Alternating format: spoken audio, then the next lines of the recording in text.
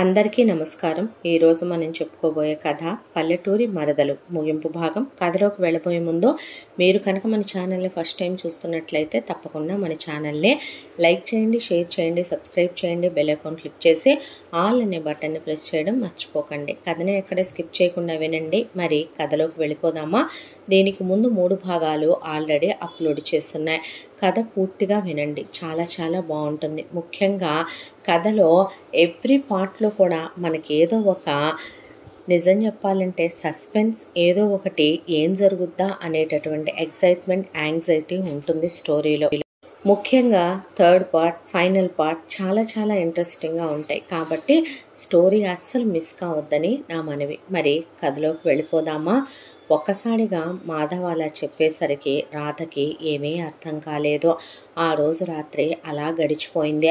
Next day నుంచి ఇంకా ఒకవైపున భరత్ వాళ్ళ అమ్మా నాన్నలతో, ఇటువైపు నుంచి భానుమతి వాళ్ళు మాట్లాడటం, ఆ తర్వాత వాళ్ళు పెళ్లి గురించి, పెళ్లి ఏర్పాట్ల గురించి మాట్లాడితే, మా మనవరాలు, అందులోనూ పెద్ద మనవరాలు కదమ్మా, అటు మా కొడుకు వైపు నుంచి ఇటు మా కూతురు వైపు నుంచి ఇక్కడే చేద్దామని ఇటు శకుంతల సర్వారాయుడు అటు పరశురాం తల్లిదండ్రులు మాట్లాడటంతో పెళ్ళి వీళ్ళకున్న పెద్ద పొలంలోనే ఒక వరుడు సినిమా సెట్టింగ్కి వేయించినట్టు వేయించి చేస్తామని చెప్పేపాటికి వాళ్ళకు కూడా కొత్తగా అనిపించింది. దాంతో ఎంగేజ్మెంటు సిటీలో వాళ్ళకి నచ్చినట్టుగా చేసుకుని ఈలోపు పెళ్ళి నగల హడావిడి, బట్టల హడావిడి ఇవన్నీ వీళ్ళు సెలెక్ట్ చేసుకుంటుంటే, అంతా దాంట్లో మాధవ్ ఒక మమ్మా బాయ్, పప్పా బాయ్, సిస్టర్ బాయ్లా ఏమాత్రం లేడు. తను ఎక్కడికి వెళ్ళినా సరే, రాధా ఇది నీకు బాగుంటుంది తీసుకోమంటే దాన్ని అడగరా, దానికి ఏది బాగుంటుందో నాకు తెలీదా,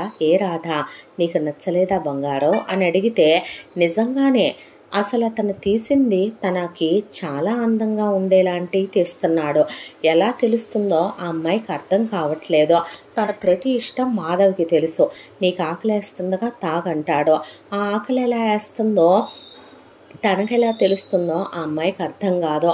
పొద్దున్నే ఆ అమ్మాయి నిద్ర లేచేసరికి పక్కన కూర్చుంటాడు గడ్డం కింద చేతులు పెట్టుకొని ఆ అమ్మాయిని చూస్తూ, గుడ్ మార్నింగ్ రా అని. ఆ అమ్మాయి లేవగానే వెండి గ్లాసులో పాలు తీసుకొని అలా కూర్చొని, ఇదివరకు నానమ్మ తాగమ్మానో తాగవే అనో లేదా తాతయ్య తాగమనో చెప్పేవాళ్ళు. ఆ అమ్మాయి తాగిందాక ఊరుకోడు. ఆ అమ్మాయి బ్రష్ మీద పేస్ట్ వేసి టవల్ భుజానేసి స్నానానికి వెళ్ళమని, పెళ్ళైన తర్వాత అయితే నేనే చేయిస్తాలే అని చెప్పి ఆ అమ్మాయిని బాత్రూంలోకి గేజర్ ఆన్ చేసి మరీ తోస్తాడు. స్నానం చేసి ఆ అమ్మాయి రాగానే ఆ అమ్మాయి తల తుడుస్తాడు. ఆ తర్వాత ఆ అమ్మాయికి సాంబ్రాణి వేస్తాడు. ఆ అమ్మాయిని ఒక యువరాణిలా, మహారాణిలా చూస్తూ ఈ బట్టలు వేసుకో, ఆ బట్టలు వేసుకో అని తీసి అక్కడ పెడతాడు. ఆ అమ్మాయి కోసమని అందంగా తన అబ్రాడ్ నుంచి తీసుకొచ్చిన ఖరీదైన కాస్మెటిక్స్ పెట్టి తనే మేకప్ చేసుకొని ఆ అమ్మాయిని అందమైన బొమ్మలా రెడీ చేసుకుంటాడు. ఆ తర్వాత ఆ అమ్మాయికి ఇష్టమైన బ్రేక్ఫాస్ట్ తనే ఆ అమ్మాయికి కొసరి తినిపిస్తాడు. ఆ తర్వాత డ్రై ఫ్రూట్స్ అని, నట్స్ అని, ఆ అమ్మాయి కోసమని జ్యూసులని, ఫ్రూట్స్ అని హెల్దీగా ఉండేవి, ఆ అమ్మాయి లావ్ అవ్వకుండా ఉండేవి. ఆ అమ్మాయిని తీసుకొని కాసేపు అలా పొలాల దగ్గరికి వాకింగ్కి వెళ్ళొస్తూ ఉంటాడు. అసలు బాడీ ఎలా ఉంటుందంటే మాధవ్ది, ఇంట్లో ఉన్న పాత కసరత్తులై సర్వారాయుడే ఉంటే వాటితో చేస్తుంటేనే బాడీ అలా ఉంటుందా ఒక అబ్బాయిదే అన్నట్టు ఉంటాడు. ఆ అమ్మాయిని ఒక్క క్షణం కూడా వదిలి ఉండడు. ఈలోపు సౌందర్యకి నగలు తీసుకుంటుంటే, మా ఆవిడకి నగలు అని చెప్పి ఒక సెట్ నగలు తీసుకొని పక్కన పెట్టి, నీకు ఇవి బాగుంటాయి, అవి బాగుంటాయి అని రాధకి దాచిపెట్టు అమ్మమ్మ అని చెప్పి శకుంతల చేతికిస్తే ఆవిడ నవ్వుకుంది. ఈలోపు ఒకవైపున సౌందర్య పెళ్లి ఏర్పాట్లు మొదలైపోయినాయి. ఒకవైపున మెహందీ పెడుతుంటే, నా పేరు ఇది, నా పేరు వచ్చేలా పెట్టమని మెహందీ ఆర్టిస్ట్కి చెప్పి తన పేరే పెట్టించి రాధ చేతిలో ఎర్రగా పండాక అరిచేతులు ముద్దు పెట్టుకొని, నీ మీద నా ప్రేమ ఇంత, ఎర్రగా పండితే గోరింటాకు అంత ప్రేమ ఉన్నట్టంట తెలుసా రాధా అంటే, చీపో అని ఆ అమ్మాయి నవ్వేస్తే, బ్లష్ అవుతున్నావా ఏంటి సిగ్గే అనేసరికి ఆ అమ్మాయి గుండె గుబేలుమని, నేను నవ్వానా, నేను సిగ్గుపడ్డానా, నేను ఫీల్ అవుతున్నానా, నేను బ్లష్ అయ్యానా అని ఆ అమ్మాయికి ఒక క్షణం పాటు ఉలిక్కి పడింది. ఉలిక్కిపడి ఆ తర్వాత పక్కకొచ్చి కూర్చున్న తర్వాత అంతా పెళ్ళిలో కూడా ఇక అమ్మాయి కోసమని మెహందీ బట్టలు స్పెషల్గా, హల్దీ అప్పుడు అమ్మాయికి పసుపులు రాస్తూ అక్కడ స్పెషల్గా ఇన్ఫెక్షన్ కాకుండా ఉండే special haldi powder home made తయారు చేయించాడు.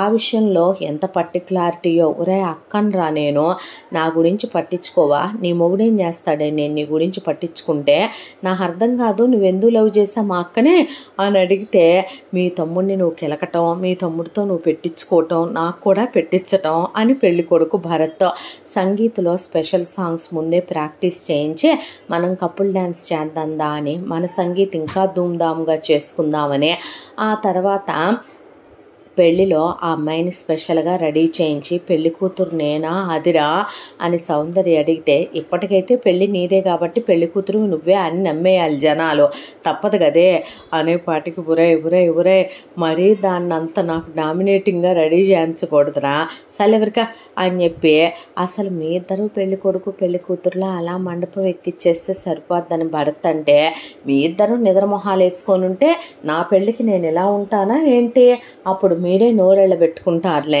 అనేసాడు మాధవ్. ఆ తర్వాత సౌందర్య పెళ్ళైపోయి ఫస్ట్ నైట్ ఏర్పాట్లు చేస్తుంటే, ఫస్ట్ నైట్ అనేపాటికి పెళ్ళయ్యాక ఫస్టే అందే. అన్న తర్వాత అదేలే మీ కంగాడికి మీ తొందరపాటుకి నువ్వు మమ్మీ డాడీకి చెప్పవు కానీ, నానమ్మ తాతయ్యకి అమ్మమ్మ తాతయ్యకి తెలియదు కానీ ముందే మిగతా అన్నీ అవ్వలేదంటే నేను నమ్మొచ్చానంటే, ఒరే నీకు దండం పెడతానురా, నీ కాళ్ళు పట్టుకుంటానురా పోవే అనేసాడు. నాకు మాత్రం పెళ్ళయ్యాకే ఫస్ట్ నైట్లే, ఏమంటావు రాధా, పో అని రాధ పక్కకి వెళ్ళిపోయింది. ఆ అమ్మాయి తెలియకుండానే ఆ అమ్మాయి అబ్బాయి ప్రేమకి వశమైపోతోంది, బానిసైపోతోంది.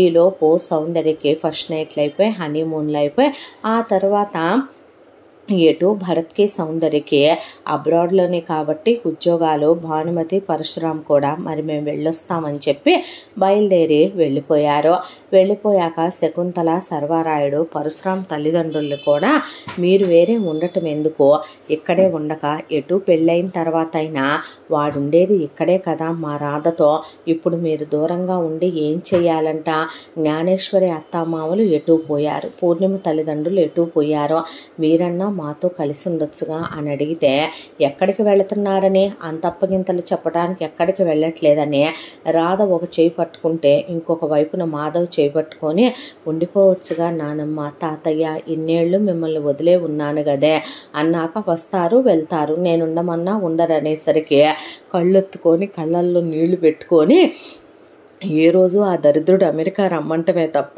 మీ అమ్మాయి మా కోళ్ళ మాట వరుసకు అంటదే తప్ప ఏ రోజైనా వచ్చి మాతో ఉంటామన్నారా, నిజమే మనవాళ్ళు మనవరాళ్ళు మన వరాలు, మనవాళ్ళు నిజం చెప్పాలంటే మన కోసమే పుట్టిన దేవుళ్ళు అని ఉంటామయ్యా అని ఆ ఇంట్లోనే ఉంటూ ఒకవైపున బామ్మలిద్దరూ రకరకాలు వండి పెడుతుంటే, అవునరా మీ అక్కకి వంట చేయటం వచ్చా అని అడిగితే, ఏంటి వంట చేసేది నీ తలకాయ, మరీ కాకపోతే రండి బామ్మలు అని ఇద్దరిని కూర్చోబెట్టుకొని, అసలు ముందు మా అమ్మకు వచ్చా, మీ అమ్మకి నేను నేర్పానుగా అయ్యా అంది శకుంతల. ఇంకా నయమేమన్నా కాదా అమ్మమ్మ, అమ్మకి బాగా లెంత్ పెరిగిపోయి చాలా కాలం అయిపోయింది, దానికి పేడు పలిసిందనమాట అమెరికా వెళ్ళాక, చూసావా వదిన అనేపాటికి, మరి ఏం తింటారా పొద్దున్నే నాన్న లేస్తాడో పరిషు అంటది ముద్దుగా, అనగానే నాన్న ఏ బ్రెడ్ టోస్టో చేస్తాడో అది నోట్లో పెట్టి తినిపించుకుంటాడో, అమ్మమ్మమ్మమ్మ అయిన తర్వాత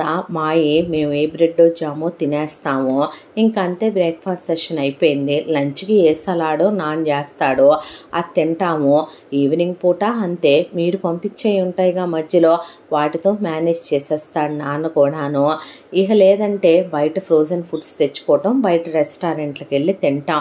ఇంకా అక్క సంగతి చెప్పాలంటే అది కాఫీ పెట్టిందంటే కుక్కలు కూడా దాగం, ఇప్పుడు ఎలాగరా మరి, ఆడికొచ్చుగా భరత్ గాడికి, వాడు ఏదో ఒకటి పెట్టి మేనేజ్ చేసుకుంటూ వెళ్ళిపోతాడులే, అయినా ఇప్పుడు వంటలా బామ్మ ఇంపార్టెంట్, ఎంత సంపాదిస్తున్నామని డబ్బు పిచ్చి దాని మొగుడికి, వాడికి అమెరికాలో ఉండాలని పిచ్చి మా అమ్మ నాన్నలా సెట్ అయిపోతారులే ఇద్దరు అని చెప్తే, నేను మాత్రం మన రాధకు అన్నీ నేర్పానయ్యా అంది శకుంతల. నేర్పితే మాత్రం నా పెళ్ళాంతో నేను పని చేయనిస్తానా? మీరున్నారు గదే, మీరున్నంతకాలం మీరు చెయ్యండి, మరి ఆ తర్వాతో అన్నారు బామ్మలు. తర్వాత అన్నీ వచ్చిన వంటమ్మాయినో వంటబ్బాయినో పెడతాను, లేదా నేనే చేసి పెట్టుకుంటాను. నా రాధ చేతులు కాలో, నా రాధ చేతికి చిన్న గాయమైనా నేను తట్టుకోలేను బామ్మ అనేసరికి వాళ్ళు చూసి మురిసిపోతూ అలా కూర్చున్నారు. ఈలోపు తాతయ్యలిద్దరినీ తీసుకెళ్ళి ఇక మాధవ్ పెద్ద ల్యాండ్ తీసుకొని అందులో పరశురాం తల్లిదండ్రులు తన పేరు మీద పెట్టినటువంటి ప్రాపర్టీని అమ్మేసి ఇండస్ట్రీ ఓన్గా అన్ని పర్మిషన్లు తీసుకొచ్చి అక్కడ రాధామాధవ్ ఇండస్ట్రీస్ అని చెప్పి కట్టించాడు. కట్టించిన తర్వాత ఆ అబ్బాయి ఆ ఇండస్ట్రీ పెట్టిన పుణ్యమేమో కానీ సర్వారాయుడు గారు ఆ ఊరి పెద్ద మనిషి కాబట్టి ఆ ఊళ్ళో వాళ్ళకి ప్లస్ పరశురాం వాళ్ళ ఊళ్ళో ఉన్నటువంటి కుర్రాళ్ళకి చాలామందికి తమ ఊరి వాళ్ళకే పెద్దపీట వేస్తూ చదువుకొని కూడా ఉద్యోగాలు రాకుండా చాలామంది కుర్రాళ్ళు నిరుద్యోగంతో అమ్మాయిలు అబ్బాయిలు బాధలు పడుతుంటే ఎక్కడో సిటీలకు వెళ్ళి 15,000 20,000 30,000కి వాళ్ళు పనులు చేసుకుంటుంటే అలా కాకుండా వాళ్ళు చదివిన చదువుకి వాళ్ళకున్న క్వాలిఫికేషన్కి వాళ్ళకున్న మెరిట్కి తెలివితేటలకి టాలెంట్కి తగిన విధంగా వేల మందికి ఉద్యోగాలు ఇప్పించాడు. అసలు శంకుస్థాపన చేసే రోజు రాధే తొలిరాయి వేసి సిమెంట్ వేసిందే. ఆ తర్వాత నవధాన్యాలు పోసింది. ఓపెనింగ్ రోజు రాధ చేత్తోనే జయించాడు. పేరు రాధదే పెట్టాడు. అసలు అందులో ఉన్న ప్రతిదీ రాధతో ముడిపడిపోయి ఉందే. ఆ తర్వాత రాధని తీసుకెళ్ళి రాధనే చైర్పర్సన్గా ఉంచి తనే మేనేజింగ్ డైరెక్టర్గా కూర్చున్నాడు. ప్రతిరోజు రాధను కూడా వెంట పెట్టుకొని ఆఫీస్కి తీసుకెళ్తాడు. దగ్గరుండి మరీ భోజనం తినిపించుకుంటాడు. స్పెషల్గా క్యాబిన్ కట్టించుకున్నాడు. అందులో రెస్ట్ తీసుకోవటానికని ఒక ఏసీ రూమ్ కట్టించి అందులో స్పెషల్గా డిజైన్ చేసిన బెడ్ అలాగే సోఫా సెట్టు అవన్నీ వేసుంటే రాధకి భోజనం తినిపించి మధ్యాహ్నం కాసేపు పడుకోబెడతాడు. అక్కడ ఉన్న టెన్షన్స్ అయినా ఇసుకులైనా గొడవలైనా తనే చూసుకుంటాడో. రాధ ఎక్కడ వింటే బాధపడుద్దో, రాధ ఎక్కడ వింటే భయపడుద్దో అనే తనే రాధని ఒక చోట ఉంచి మరీ ఒకవైపున అక్కడ ఉన్న పని వాళ్ళ మీద అరిచి మరీ పనిని నీట్గా చేయించుకొస్తాడో. ఇలా అసలు ఒక్క క్షణం కూడా ఆ అమ్మాయిని వదిలిపెట్టి ఉండడు. ఆ అమ్మాయిని ఎక్కడా ఏదే తను లేడు అనే విషయాన్ని అసలు మిస్ అవ్వనివ్వడు. ఆ అమ్మాయిని తీసుకొని గుడికి వెళ్ళొస్తాడు. ఆ అమ్మాయికి గోరింటాకు పెడతాడు. ఆ అమ్మాయికి నోట్లో తినిపిస్తాడు. ఆ అమ్మాయి అరికాళ్ళు ముద్దు పెట్టుకుంటాడు. ఆ అమ్మాయి చేతులు ముద్దు పెట్టుకుంటాడు. ఆ అమ్మాయి ఒంట్లో బాగోపోతే నిద్రాహారాలు మాని పక్కనే ఉండే ఆ అమ్మాయికి సేవ చేస్తాడు. ఆ అమ్మాయిని కోలుకునేలా చేస్తాడు. ఆ అమ్మాయిని తనని తానే అంత స్పెషలా అన్నట్టు చూసుకుంటాడు. ఒక మగాడు ఒక ఆడదాన్ని నిజంగా ఎంత ప్రేమిస్తాడా? అసలు ఎంత ప్రేమించే మగాడు ఉంటాడా? ఇదంతా నిజమా అబద్ధమా అని ఒక్కోసారి ఆ అమ్మాయి మనసే భ్రమలోకి వెళ్ళిపోతే బామ్మలో ఒరే మరీ ప్రేమంతా ఇప్పుడే చూపించే బాకరా, పెళ్ళైన దాకా దాయమంటే మరీ కాకపోతే తాత చూడండి ఇప్పటికి కూడా మీతో వీళ్ళు సరసాలు ఆడట్లేదు మరి, పూలు పెట్టించుకోవట్లేదు మరి అంటే మీ తాతల సంగత నాయన. ఎప్పుడో మీ మామయ్యకి వాడికి 10 ఏళ్ల వయసు ఉన్నప్పుడే మీ సర్వారాయుడు గారికి ఇక వేరే పక్క తిరిగి పడుకోవటం అయిపోయింది లేరా అని శకుంతల అన్నాక ఏ తాత ఇంకా క్లోజ్గా ఉండట్లేదా, అమ్మమ్మ ఫీల్ అవుతుంది అన్నాక మరి నానమ్మ నువ్వు అబ్బో ఇక మీ తాత గురించే చెప్పరా నాయన, ఏ రోజో అయిపోయింది మీ తాత సంగతే అనేసరికి వీళ్ళని సంతోష పెట్టడం అంటే మా వల్ల కాదులేరా అనేసిన తర్వాత పక్కా నవ్వి మనం మాత్రం అలా కాదులే, మన 90sలో కూడా స్టిల్ లాస్ట్ బ్రెత్ వరకు కూడా నేను నిన్ను నా కౌగిళ్లలో నా గుండెల మీదే దిండి అవసరం లేకుండా పడుకోబెట్టుకుంటానులే రాధ అనేసరికి ఆ అమ్మాయి కళ్ళల్లో నీళ్లు తిరిగిపోయినాయి. నిజం చెప్పాలంటే ఒక్కరోజు కూడా సుధాకర్ ఇక్కడ ఉన్నప్పుడు చిన్నప్పటి నుంచి కలిసే ఉన్నారు, కలిసే పెరిగారు. నిజమే ఏదో సరదాగా ఉన్నట్టు ఒక్కరోజు కూడా అనిపించేది కాదు. ఎప్పుడో అమ్మాయితో కూర్చొని పట్టుమని గట్టిగా 5 నిమిషాలు మాట్లాడేవాడు కాదు. అమ్మమ్మ తాతయ్యల ముందే వాళ్ళు వినేలాగానే ఈ లంగావోణి నీకు బాగుందని, నువ్వు వంట చేస్తే బాగుందని, నువ్వు ముగ్గు పెడితే బాగుందని అనేసి వెళ్ళిపోయేవాడే తప్ప అసలు ఆ అమ్మాయి విషయాలు ఏదీ తెలీదు, ఏదీ పట్టించుకునేవాడు కాదు. నిజం చెప్పాలంటే మాధవ్ అలా కాదు. మాధవ్కి రాధ ఎప్పుడు నిద్రపోద్దో తెలుసు. రాధ ఎప్పుడు నిద్ర లేస్తుందో తెలుసు, రాధకి ఏ రంగు ఇష్టమో తెలుసు, రాధకి ఏ ఫుడ్ ఇష్టమో తెలుసు, రాధకి ఎప్పుడు పీరియడ్స్ వస్తాయో తెలుసు. ఆ అమ్మాయిని అలా హడావిడి చేసేసి బామ్మల్ని కంగారు పెట్టి కాళ్ళ కొబ్బరి నూనె రాసి హాట్ ప్యాక్ పెట్టి ఒళ్ళో పడుకోబెట్టుకొని ఆ అమ్మాయి కాళ్ళు ఒత్తుతో ఆ అమ్మాయిని ఆ అమ్మాయికే చాలా స్పెషల్గా పరిచయం చేసినట్టు అనిపిస్తుంది మాధవ్. అసలు నిజం చెప్పాలంటే ఈ మధ్య రాధే మాధవ్కి తనకి తెలియకుండా బాగా అలవాటైపోయింది. ఎంత అలవాటైపోయిందంటే మాధవ్ లేనిదే ఆ అమ్మాయికి ఆ రోజు గడవనంతా. ఉదయాన్నే కళ్ళు తెరిసేసరికి మాధవ్ కనపడకపోతే ఆ రోజు ఉదయం సనంతా, ఆ రోజు రాత్రి ఎంత పనిలో ఉన్నా మాధవ్ ఒళ్ళో పడుకోకపోతే, మాధవ్తో మాట్లాడకపోతే నిద్ర పట్టనంత. ఒక రోజున మాధవ్ కూర్చొని ఆఫీస్ వర్క్ చేసుకుంటుంటే గుమ్మం దాకా వెళ్ళి వెనక్కి వచ్చేస్తోంది పని చేసుకుంటున్నాడని. రాధ లోపలికి రావచ్చుగా, ఎందుకే వెళ్ళిపోతున్నావు అని అడిగితే నేను వచ్చానని నీకెలా తెలుసు అనేసరికి ఆ అమ్మాయి మువ్వల పట్టీల మీద చేయి పెట్టి ఇలా అని చూపించాడు. అలా అనుకుంటే అమ్మమ్మ నానమ్మ కూడా వేసుకుంటారుగా బావా అన్న తర్వాత ఒక్కొక్క శబ్దం గుండెని తాకుద్దులే అనేసి ఏంట్రా అనేసరికి ఏమీ లేదు, నీతో మాట్లాడాలనిపించింది, నిద్ర పట్టట్లేదు నీతో మాట్లాడకుండా, అందుకే వచ్చానంటే రమ్మనమని ఒకవైపున ఆ వర్క్ చేసుకుంటూనే ఆ అమ్మాయిని ఒళ్ళో పడుకోబెట్టుకున్నాడు. బావా అమెరికా నుంచి ఇక్కడికి వచ్చి ఉంటున్నావుగా, కంఫర్టబుల్గానే ఉంటున్నావా అని అడిగితే ఎవరు చెప్పారా నేను కంఫర్టబుల్గా ఉండట్లేదని, ప్రేమ అంటే ఏంటో తెలుసా రాధా, మనం ప్రేమించిన వాళ్ళ సంతోషంలో మన సంతోషం ఉంటుంది, మనం ప్రేమించిన వాళ్ళ ఇష్టంలో మన ఇష్టం ఉంటుంది, మనం ప్రేమించిన వాళ్ళు ఏదైతే ఆలోచిస్తారో ఆ ఆలోచన కూడా వాళ్ళకన్నా ముందే మన మనసుకు తెలుస్తుంది. వాళ్ళని మనం కావాలనుకున్నా బాధ పెట్టలేవురా, వాళ్ళు చేసే ప్రతి తప్పు మనకు కరెక్ట్ అనే అనిపిస్తుంది. వాళ్ళని నిజం చెప్పాలంటే ఒక మాట పడనివ్వలేం. వాళ్ళని ఇంత చిన్న కష్టం కలిగినా సరే, వాళ్ళకి ఏదైనా ఇంత చిన్న కన్నీటి చుక్క వస్తుందన్నా సరే మన గుండెల్లో నుంచి రక్తం చిమ్మేస్తుందిరా. నీకెవరు చెప్పారు రాధా నేను అక్కడుంటే సంతోషంగా ఉంటాను, ఇక్కడుంటే సంతోషంగా ఉండట్లేదని? నిజం చెప్పమంటావా, నువ్వు ఎక్కడుంటే అక్కడే నాకు స్వర్గం. నీకు చాలాసార్లు నువ్వు వినే ఉంటావు, పల్లెటూరులో పుట్టి పెరిగావు కాబట్టి రాముడు ఎక్కడుంటే సీతకు అక్కడే అయోధ్య అనే. కానీ రాధ ఎక్కడుంటే మాధవ్కి అక్కడే అదే అంతఃపురం, మాధవ్కి అక్కడే అదే అద్భుతం. నువ్వు ఉండే ప్రతి చోటులో నేను ఏం వెతుక్కుంటానో తెలుసా, నీకెలా చెప్తే అర్థమవుతుందిరా. స్వర్గంలో ఒక చందమామని ఉయ్యాలగా చేసి ఆ ఉయ్యాల్లో నిన్ను నా ఒళ్ళో పడుకోబెట్టుకొనే నీకు జోలపాట పాడాలని ఉంటుందే నాకు అనేసరికి ఆ అమ్మాయి కళ్ళల్లో నీళ్ళు అలా కారిపోయినాయి. చిన్నప్పుడు అమ్మా నాన్నల ప్రేమ తెలిసేటానికి వాళ్ళు లేరు, నిజమే నానమ్మ తాత చాలా ప్రేమగా పెంచారు, కానీ ఎంతమంది ప్రేమ ఉన్నా కట్టుకున్నవాడు చూపించే ప్రేమ అనేది ఏ ఆడపిల్లకైనా ఏ మగపిల్లాడికి తన భార్య చూపించే ప్రేమ అయినా స్పెషల్ కదో. దాంతోనే అలా దగ్గరికి వెళ్ళి నడుం కౌగిలించుకొని పడుకుంది.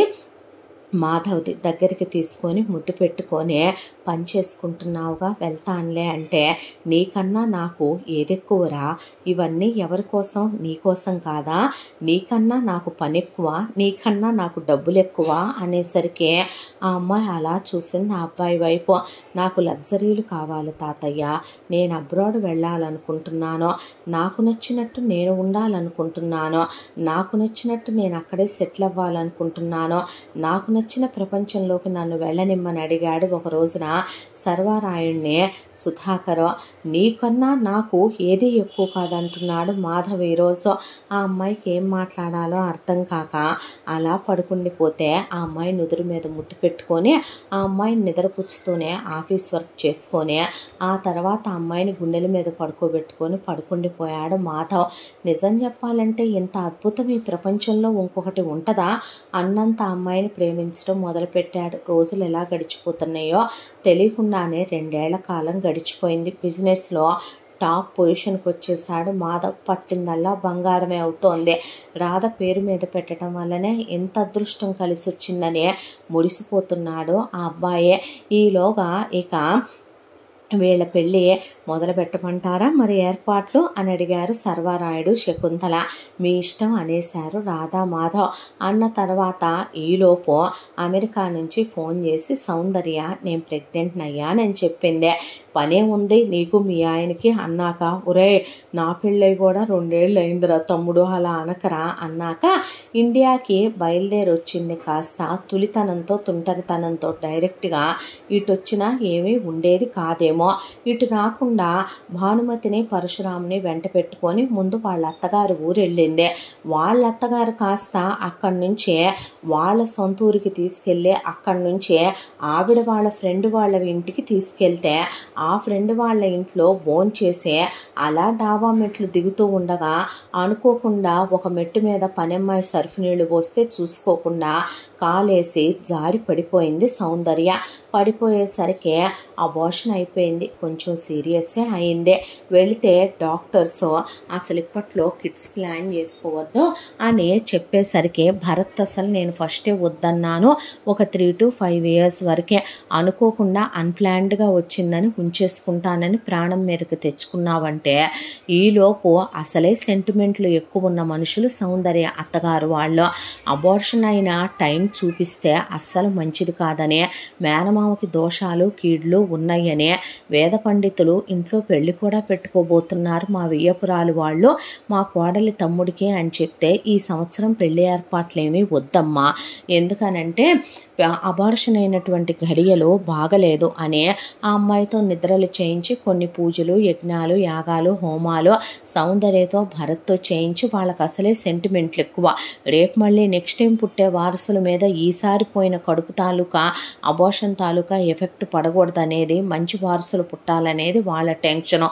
ఇటువైపున మేనమావ కాబట్టి మాధవ్తో కూడా కూర్చోబెట్టి చాలా పూజలు చేయించాక నీకు అసలు బుద్ధి లేదే, గడ్డి తింటున్నావు నువ్వు అనేసరికి కొట్టబాకురా అబార్షన్ అయి ఉన్నాననే పాటికి నోరుమై బుద్ధి ఉండద్దు, ఒక ప్లాన్ చేసుకోవటం ఉండదు, ఒక పద్ధతి ఉండదు. పోనీ ప్రెగ్నెంట్గా ఉన్నావు, ఉన్నప్పుడు కడుపులో బేబీ ఉన్నప్పుడు కింద ఏముంది ఏంటి అని చూసుకునే నడిచే పని లేదా అమ్మ, నువ్వు ఒక్కడే చచ్చావుగా ఏం చేస్తున్నావు అనే పాటికి అది అలా చేస్తుందని నాకేం తెలుసయ్యా అందే భానుమతి. అన్న తర్వాత ఏడ్చావులే అనేసి ఆ తర్వాత మళ్ళీ 1 year అన్నారు కదా అనేసరికి వాళ్ళు అమెరికా బయలుదేరి భరత్ సారీ చెప్తే ఎందుకు బావా నువ్వు సారీ చెప్తావు అంటే మళ్ళీ ప్లాన్ చేసుకుంటానంటుందా, వద్దన్నాడు ఈసారి తంతానన్నాడు భరత్తో అనేసరికి ఈసారి ఇలా జరగదులే, నీ పెళ్ళయ్యేంత వరకు నేనే ఊడుకోనులే అన్నాడు భరత్.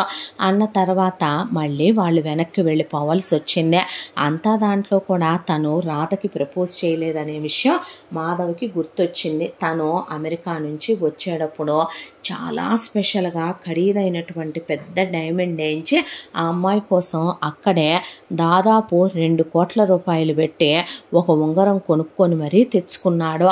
ఆ ఉంగరం మంచి రోజు చూసి ప్రపోజ్ చేద్దామని వచ్చాక ఆ అమ్మాయిని ప్రేమించాలని, ఆ అమ్మాయి మనసులో తన స్థానం సంపాదించుకోవాలని, ఆ తర్వాత పెళ్ళి అనుకున్నప్పుడు ప్రపోజ్ చేద్దామని అనుకుంటూ ఉండగానే రోజులు ఇలా గడిచిపోయినాయి. అక్కకి అబార్ట్ అవ్వడానికి తను ప్రపోజ్ చేయకపోవటానికి ఎందుకు టైం తీసుకోవాలి అని తన ఆఫీసులోనే తను స్పెషల్గా ఒక ప్లేస్ని ఎప్పటి నుంచో అలా ఏదైనా సర్ప్రైజులు వాళ్ళ ఏకాంతంగా గడపటానికి పార్టీల కోసం తను రెడీ చేయించి ఉంచుకున్నాడు. అలా ఆ ఆఫీసులో ప్లేస్ని స్పెషల్గా డిజైన్ చేయించి చిన్నప్పటి నుంచి తన దగ్గర ఉన్న రాధ ఫొటోసు మెమరీసు రాధవి తను ఎత్తుకెళ్ళి దాచుకున్న వస్తువులు అవన్నీ పెట్టించి దాంతోపాటు తను రాధకి అన్ని సంవత్సరాలుగా చెప్పాలనుకున్నవన్నీ రాసుకున్నవన్నీ అక్కడ అన్నీ ట్యాగ్ చేయించి హ్యాంగ్ చేయించి అక్కడంతా డెకరేట్ చేయించిన తర్వాత చాలా స్పెషల్గా ఉండేటటువంటి వైట్ డ్రెస్సు ఒకటి తీసుకొచ్చి రాధనే ఇది వేసుకొని రెడీ అవు రాధ ఒక దగ్గరికి వెళ్దాం అని అడిగితే ఏంటి స్పెషల్ బావా అని అడిగితే చెప్తాగా అన్నాడు. అని ఆ అమ్మాయి డ్రెస్ వేసుకున్నాక బాగున్నానా అంటే నీకేం బంగారం అని ఆ అమ్మాయి బొగ్గ మీద ముద్దు పెట్టుకొని ఆ అమ్మాయిని చక్కగా రెడీ చేసుకున్నాడు. తను కూడా వైట్ వేసుకుంటే ఏమన్నా అందంగా ఉన్నాళ్లే మాధవ్, చూడ్డానికి 2 కళ్ళు చాలట్లేదని శకుంతల గుమ్మడికాయ తిప్పేస్తే ఒకవైపున మాధవ్ వాళ్ళ నాన్నమ్మ ఆవిడ అలా ఎర్రనీళ్లు పెట్టి ఇద్దరికి దిష్టి తీసేసింది. ముద్దుగున్నారమ్మా, ఎక్కడికని అడగకూడదులే కానీ ఏందిరా ప్రయాణం అన్నాడు సర్వారాయుడు గారు. ఓ చిన్న పని మీద, ఓ చిన్న పార్టీ ఉంది, అది లేకుండా నేను వెళ్ళనగా, అందుకే వెళుతున్నానులే అని చెప్పి తీసుకొని వెళ్ళాడు. వెళ్ళిన తర్వాత రాధ మీద అలా పువ్వుల వర్షం పడుతూ ఉంటే రాధని ఆ స్పెషల్ ప్లేస్కి తీసుకెళ్తే ఆ అమ్మాయి నూరెళ్ళ పెట్టుకొని అలా చూస్తూ ఉంటే ఒకవైపున ఆ అమ్మాయి అలా మైమరిచిపోయి చూస్తూ ఉంటే పైన ఆకాశంలో ఆపకుండా షాట్లు పేలుతూనే ఉన్నాయి. మైమరిచిపోయి కేరింతలు కొడుతూ రాధ హాయ్ భలే ఉన్నాయి బావా అంటూ అలా ఆ అమ్మాయి కళ్ళల్లో కూడా అలాగే మెరుపులు మెరిసిపోతున్నాయి. ఈలోపు ఒక్కసారిగా స్కైలాంతర్లో ఆకాశంలోకి అలా వెలుగుతూ ఉండగా 2 హెలికాప్టర్స్ అలా వెళ్తూ ఇక అక్కడ ఐ లవ్ యూ రాధ అని రాసి ఆ అమ్మాయి మీద పువ్వుల వర్షం పడేపాటికే స్టన్ అయిపోయి ఇటు తిరిగేసరికి మాధవ్ మోకాళ్ళ మీద కూర్చొని ఆ అమ్మాయికి డైమండ్ రింగు ఓపెన్ చేసే తను ఇన్ని సంవత్సరాలుగా రాధని ఎంత ప్రేమించాడో, రాధని ఎంత ఆరాధిస్తున్నాడో చెప్పటానికి మాటలు చాలవని, జీవితంలో ఏ రోజు చిన్న కష్టం కూడా కలగనివ్వనని, రెస్ట్ ఆఫ్ లైఫ్ ఆ అమ్మాయిని తన గుండెల్లో పెట్టుకొని చూసుకుంటానని, ఆ అమ్మాయిని ఎంత ప్రేమిస్తున్నాడో చెప్పటానికి మాటలు చాలవని చెప్పి కళ్ళల్లో నీళ్లతో నీకు ఏమని చెప్పనో, ఎన్ని నిద్రలేని రాత్రులు గడిపానో తెలుసా, నా ప్రతి కళ నీతోనే, నా ప్రతి కోరిక నీతోనే, నా ప్రతి ఆశ నీతోనే బంగారం. ఈ జీవితంలో నాకు నువ్వు తప్ప ఏది ఎక్కువ కాదు. నా ఫస్ట్ ప్రయారిటీ నువ్వు, నా లాస్ట్ ప్రయారిటీ నువ్వు. నువ్వే నా స్ట్రెంగ్త్ రా, నువ్వే నా వీక్నెస్ రా. నువ్వు లేని క్షణం ఈ గుండె ఆగిపోద్ది బంగారం అనే పాటికి ఆ అమ్మాయికి అసలు ఏం మాట్లాడాలో అర్థం కాలేదు. ఆ అమ్మాయి చెయ్యి ఇవ్వకపోవటానికి అసలు ఆ అబ్బాయికి రీజన్ కనపడలా. దాంతో చెయ్యి తీసుకొని రింగు పెట్టి ఆ రింగు అలా చెయ్యి ముద్దు పెట్టుకున్నాడు. ముద్దు పెట్టుకున్న తర్వాత తనది ఆ అమ్మాయిది కలిపి ఇద్దరి ఫొటోస్ పెట్టున్న డాలరు, దానికి ఒకవైపున ఎం అనే లెటరు, ఒకవైపున ఆర్ అనే లెటరు, డైమండ్స్తో చెక్కి ఉన్న హార్ట్ షేప్ డాలర్ ఉన్నటువంటి చైన్ని మన పెళ్ళి అయిపోయినట్టే తెలుసా, ఇది పాణిగ్రహణం అనుకో, రింగు పెట్టిందే అనే ఆ అమ్మాయి మెళ్ళలో చైన్ వేస్తూ తాళి కట్టేస్తాను అనుకోవే రాధ అని ఆ అమ్మాయికి అలా వేసేసిన తర్వాత అక్కడ ఉన్న కేక్ కట్ చేయించి ఆ అమ్మాయి నోట్లో పెడితే నోట్లో పెట్టింది ఆ అమ్మాయి.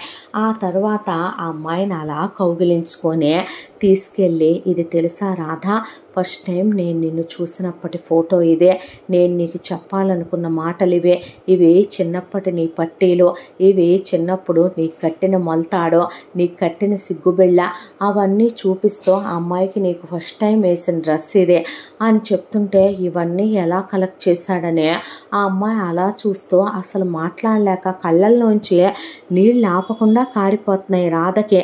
ఆ అమ్మాయి కళ్ళు తుడిచి దగ్గరికి తీసుకొని నవ్వుతుంటే అసలు మాటలు రాలేదు. వాటన్నిటినీ ఆ అమ్మాయికి చూపిస్తూ ఎక్స్ప్లెయిన్ చేస్తూ తీసి ఒక అందమైన బాక్స్లో చాలా అపురూపంగా దాచుకొని, నీకు తెలుసా మనకి 90s వచ్చిన తర్వాత కూడా వీటిని ఇలాగే తీసి చూసుకోవాలి బంగారం అని ఆ అమ్మాయిని దగ్గరికి తీసుకున్నాడు. ఆ తర్వాత కలిసి డ్యాన్స్ చేశారు. అయిపోయిన తర్వాత డిన్నర్ తినిపించాడు. అయిపోయాక ఇక బయలుదేరదామని అనుకొని అలా వచ్చేసరికి బయట వర్షం పడుతుంది. తడిచిపోద్దని ఆ అమ్మాయి తల మీద చేయి పెట్టేసరికి వర్షం బాగుంటుంది బావా అని ఆ తెల్ల బట్టల్లో ఆ అమ్మాయి తడవటం దేవకన్యలా అనిపించేసరికి ఆ అమ్మాయి నడుం మీద చెయ్యేసి దగ్గరికి లాక్కున్నాడు. అతని కౌగిలిలో రాధ అలా ఒదిగిపోయింది. వర్షపు చినుకులు ఆమె నుదురు మీదగా, ఆమె ముక్కు మీదగా, ఆమె పెదవుల మీద పడుతూ ఉంటే ఆమె బుగ్గ మీద ముద్దు పెట్టి అలా దగ్గరికి తీసుకొని పెదవుల మీద ముద్దు పెడదామనే లోపు వెచ్చగా రాధ ఊపిరి మాధవ్కి, మాధవ్ ఊపిరి రాధకి తగులుతూ ఆమె అతన్ని నో అనలేకపోయింది, తోసేయలేకపోయింది. అదురుతున్న ఆమె పెదవుల్ని దగ్గరికి తీసుకుందామని ఒకవైపున వర్షం, ఒకవైపున అందంగా దూరంగా ఉన్న కాబోయే భార్య మరదలు తన హక్కు, తన ప్రేమ, తన కోసమే ఆమె పుట్టింది, ఆమె కన్నా ముందే దేవుడు తనని పుట్టించాడని ఆమెతో మాట్లాడుతూ దగ్గరికి తీసుకొని అలా ముద్దు పెడదామంటే రాధ కళ్ళు మూసేలోపు ఎవరో సడన్గా హారన్ కొట్టి రోడ్డుకు అడ్డం లేవండి బాబు అనుకుంటూ వెళ్ళేసరికి ఒక్కసారిగా మాధవ్ని వెనక్కని ఇంటికిందాం పద బావా అనేసేసరికి ఎక్కడి నుంచి వస్తారా బాబోయ్ ఇలాగా అని ఇంటికి వచ్చిన తర్వాత రాధకు అసలు ఆ రాత్రంతా నిద్ర పట్ల. మాధవ్కి రాధవే ఆలోచనలో. రాధ రూమ్లోకి వెళితే ఆగలేని ఇప్పుడు ఏదో తొంటరి పనులు చేయాలనిపిస్తుందేమో అని అమ్మమ్మ తాతయ్య నానమ్మ తాతయ్యకి తెలిస్తే రెండేస్తారని తమాయించుకొని రాధ ఫోటోలు చూస్తూ అలా పడుకున్నాడు. ఆ తర్వాత రోజు మళ్ళీ ఆ అమ్మాయిని నడుంగెళ్ళటం, ఆ అమ్మాయిని ముద్దు పెట్టుకోవటం, మెడ మీద ముద్దు పెట్టడం, ఆ అమ్మాయిని దగ్గరికి తీసుకోవటం, ఆ అమ్మాయికి ఫీలింగ్స్ వస్తున్నాయి. మాధవ్ అలా చేస్తుంటే గూస్ బంప్స్ వస్తున్నాయి. ఫీల్ అవుతున్నావా రాధా అని నవ్వి వెళ్ళేవాడు. ఉలిక్కి పడేది ఆ అమ్మాయి ఒక్కసారిగా. అంతకుముందు ఎప్పుడు ఆ అమ్మాయి శరీరానికి అలాంటి ప్రకంపనలు అలవాట్లేవో. ఆ తర్వాత ఆ అమ్మాయికి ముద్దు పెట్టడం, ఆ అమ్మాయిని దగ్గరికి తీసుకోవటం, ఆ అమ్మాయి మెడ మీద ముద్దు పెట్టడం, ఇలా తుంటరి పనులన్నీ చేస్తూ ఉండేవాడు. ఇలా సంవత్సర కాలం గడిచిపోయింది. అతని ప్రేమలో రోజులు ఎలా గడిచాయో కూడా తెలియలేదు. ఈలోపు వీళ్ళకు ఒకవైపున పెళ్లి ఏర్పాట్ల కోసమని భానుమతి, పరశురాం, అమెరికా నుంచి సౌందర్య, భరత్ వచ్చేశారు. అంగరంగ వైభవంగా రాధకి అలాగే మాధవ్కి పెళ్లి చేయాలని నిర్ణయం తీసేసుకొని ఆ తర్వాత ఎంగేజ్మెంట్కి ముహూర్తాలు కూడా ఖరారు చేసుకున్నారు. అమ్మమ్మ పెళ్ళికి వాణ్ణి కూడా రమ్మనమనాలి కదా, సుధకి ఫోన్ చేయమనమని చెప్పాడు మాధవ్. ఎన్నిసార్లు నాన్న ఈ 3 సంవత్సరాల్లో చేసింది, ఎప్పుడు ఫోన్ చేసినా వాడు ఫోన్కి అసలు రియాక్ట్ అయితేనేగా. అప్పుడెప్పుడో బిజీగా ఉన్నాను నేనే చేస్తానని చెప్పాడా, అసలు రీసెంట్గా ఫోన్ స్విచ్ ఆఫ్ వస్తుందయ్యా అంటే వర్క్ టెన్షన్లో ఉండుంటాళ్లే అమ్మమ్మ అంది సౌందర్య. అన్న తర్వాత ఏమోలేమ్మా ఈ మడి ఎంత వింతగా మారిపోవటం అనేది నేనెక్కడా చూడలా. మెమ్మ మీ నాన్న కూడా అమెరికా అంటే ఇష్టమని వెళ్ళారు కానీ కనీసం ఫోన్లో అయినా దొరికేవాళ్ళు. ఏం వింతో ఏంటో అనేసింది ఆవిడ.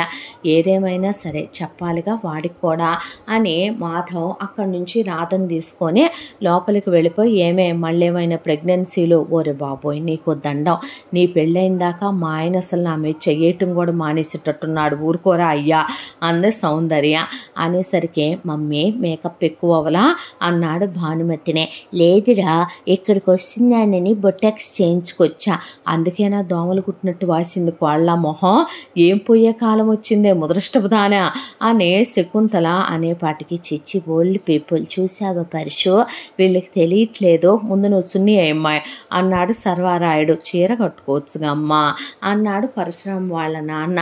నువ్వా ముదృష్టపు జీన్స్ లేంట్రా, నీకు మీసాలు పెంచమన్నానా అని పరశురాం తండ్రి ఆయన్ని పట్టుకున్నాడు. ఇలా వీళ్ళ నవ్వుల మధ్య ఇక్కడ ఎంగేజ్మెంట్ ఏర్పాట్లు మొదలైపోయి మాధవ్ సుధాకర్కి ఫోన్ మీద ఫోన్ చేసినా ఫోన్ లిఫ్ట్ చేయట్లేదు. వీళ్ళకేం అర్థం కాక ఎలా కాంటాక్ట్ అవ్వాలి. వాళ్ళ అమ్మా నాన్నకు కూడా ఫోన్ చేశారు. పోనీ గీత వాళ్ళ అమ్మా నాన్న రియాక్ట్ అవుతారని వాళ్ళ ఫోన్లు స్విచ్ ఆఫే వస్తున్నాయి.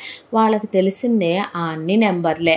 ఎవరు ఫోన్ ఎత్తి సావరేంది, ఏమైందిరా నాయన అనుకుంటూ ఉండగానే ట్రై చేద్దాంలే, మనకు తెలిసిన వాళ్ళు ఉన్నారు, పోనీ వాళ్ళతో కబురు పెడదాంలే అని పరశురాం అంటూ ఉండగానే ఇక్కడ కథ ఇలా జరుగుతూ ఉండగా మనం కాసేపు అటువైపున సుధాకర్ వాళ్ళ దగ్గరికి వెళదాం.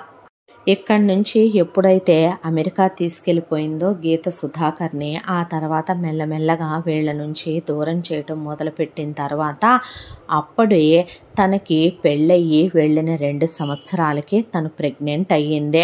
కరెక్ట్గా అదే టైంకి ఇక్కడికి మాధవ్ వచ్చి ఉన్నాడు.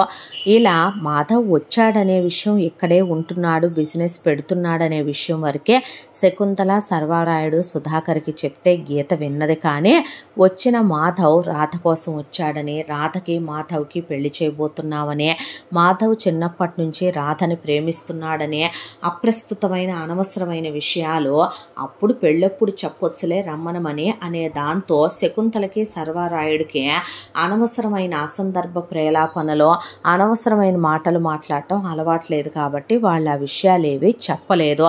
ఆ తర్వాత ఇక మొగుడికి నేను ఇక్కడే ఉండి పురుడు పోసుకుంటాను అని చెప్పి గీత వర్క్ ఫ్రమ్ హోమ్ పెట్టించి మరి తనకి మొగుడితోనే సేవలు చేయించుకొని సుధాకర్తోనే మొత్తానికి తన పక్కనే మొగుడిని ఉంచుకొని మరి డెలివరీ అయ్యే పాప పుట్టింది.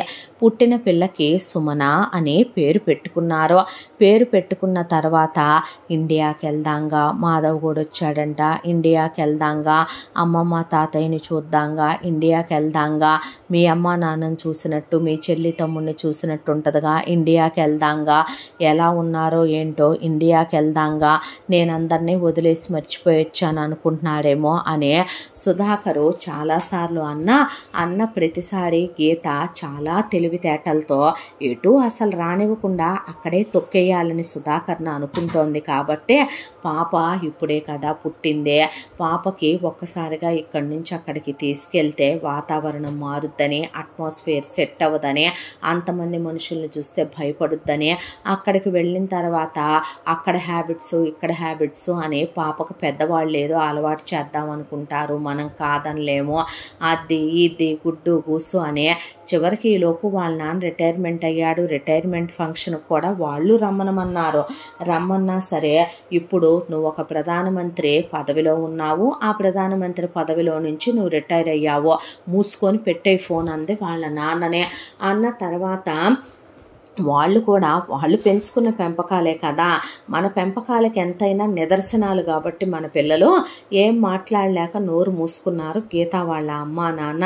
ఆ తర్వాత రోజులు గడిచిపోతూ కూడా ఇలా కాలచక్ర ప్రవాహంలో మాధవ్ రావటం, మాధవ్ వచ్చిన తర్వాత 2 ఏళ్ల కాలం అలా గడిచిపోవటం, మళ్ళీ సౌందర్యకి అబార్షన్ అవటం, ఇంకో సంవత్సరం గడిచిపోవటం, ఎంత దాంట్లో సుధాకర్ కూతురు కూడా పిల్లకి మాటలు వచ్చి నడకొచ్చేంత పిల్ల అయిపోయిన తర్వాత తరచుగా ఈ మధ్యకాలంలో ఒక 3 నెలల క్రితం నుంచి గీతకి ఒకటే జ్వరం వస్తుంది. జ్వరం వస్తాం ఏదో ఒక ట్యాబ్లెట్ వేసుకోవటం, ఆ తర్వాత మళ్ళీ లేచి తిరగటం, మళ్ళీ పడిపోవటం. పేరుకి ఎంఎస్ చేసింది, లక్షలు ఖర్చు పెట్టించి ఇంట్లోనే ఉంటుంది గీత. ఇంట్లో ఇంత పని కూడా తనేం ముట్టుకోదు. మిషన్లతో హౌస్ క్లీనింగ్ చేయటం దగ్గర నుంచి పిల్లకి డైపర్లు మార్చి పాలు పట్టిందాకా, పెళ్ళానికి వండి పెట్టిందాకా అన్నీ సుధాకరే చేసుకుంటాడు. దూరపు కొండలు నునుపు అనే రావటం ఏమో కానీ చెప్పు దెబ్బలు తింటున్నానా అన్నట్టు అయిపోయి సుధాకర్ చాలాసార్లు విసుగుపడ్డా ఆ విసుగునే పెళ్ళాం మీద ఉన్న ప్రేమతో మురిపంతో కొట్టుకొచ్చేస్తున్నాడు ఇంతకాలంగా.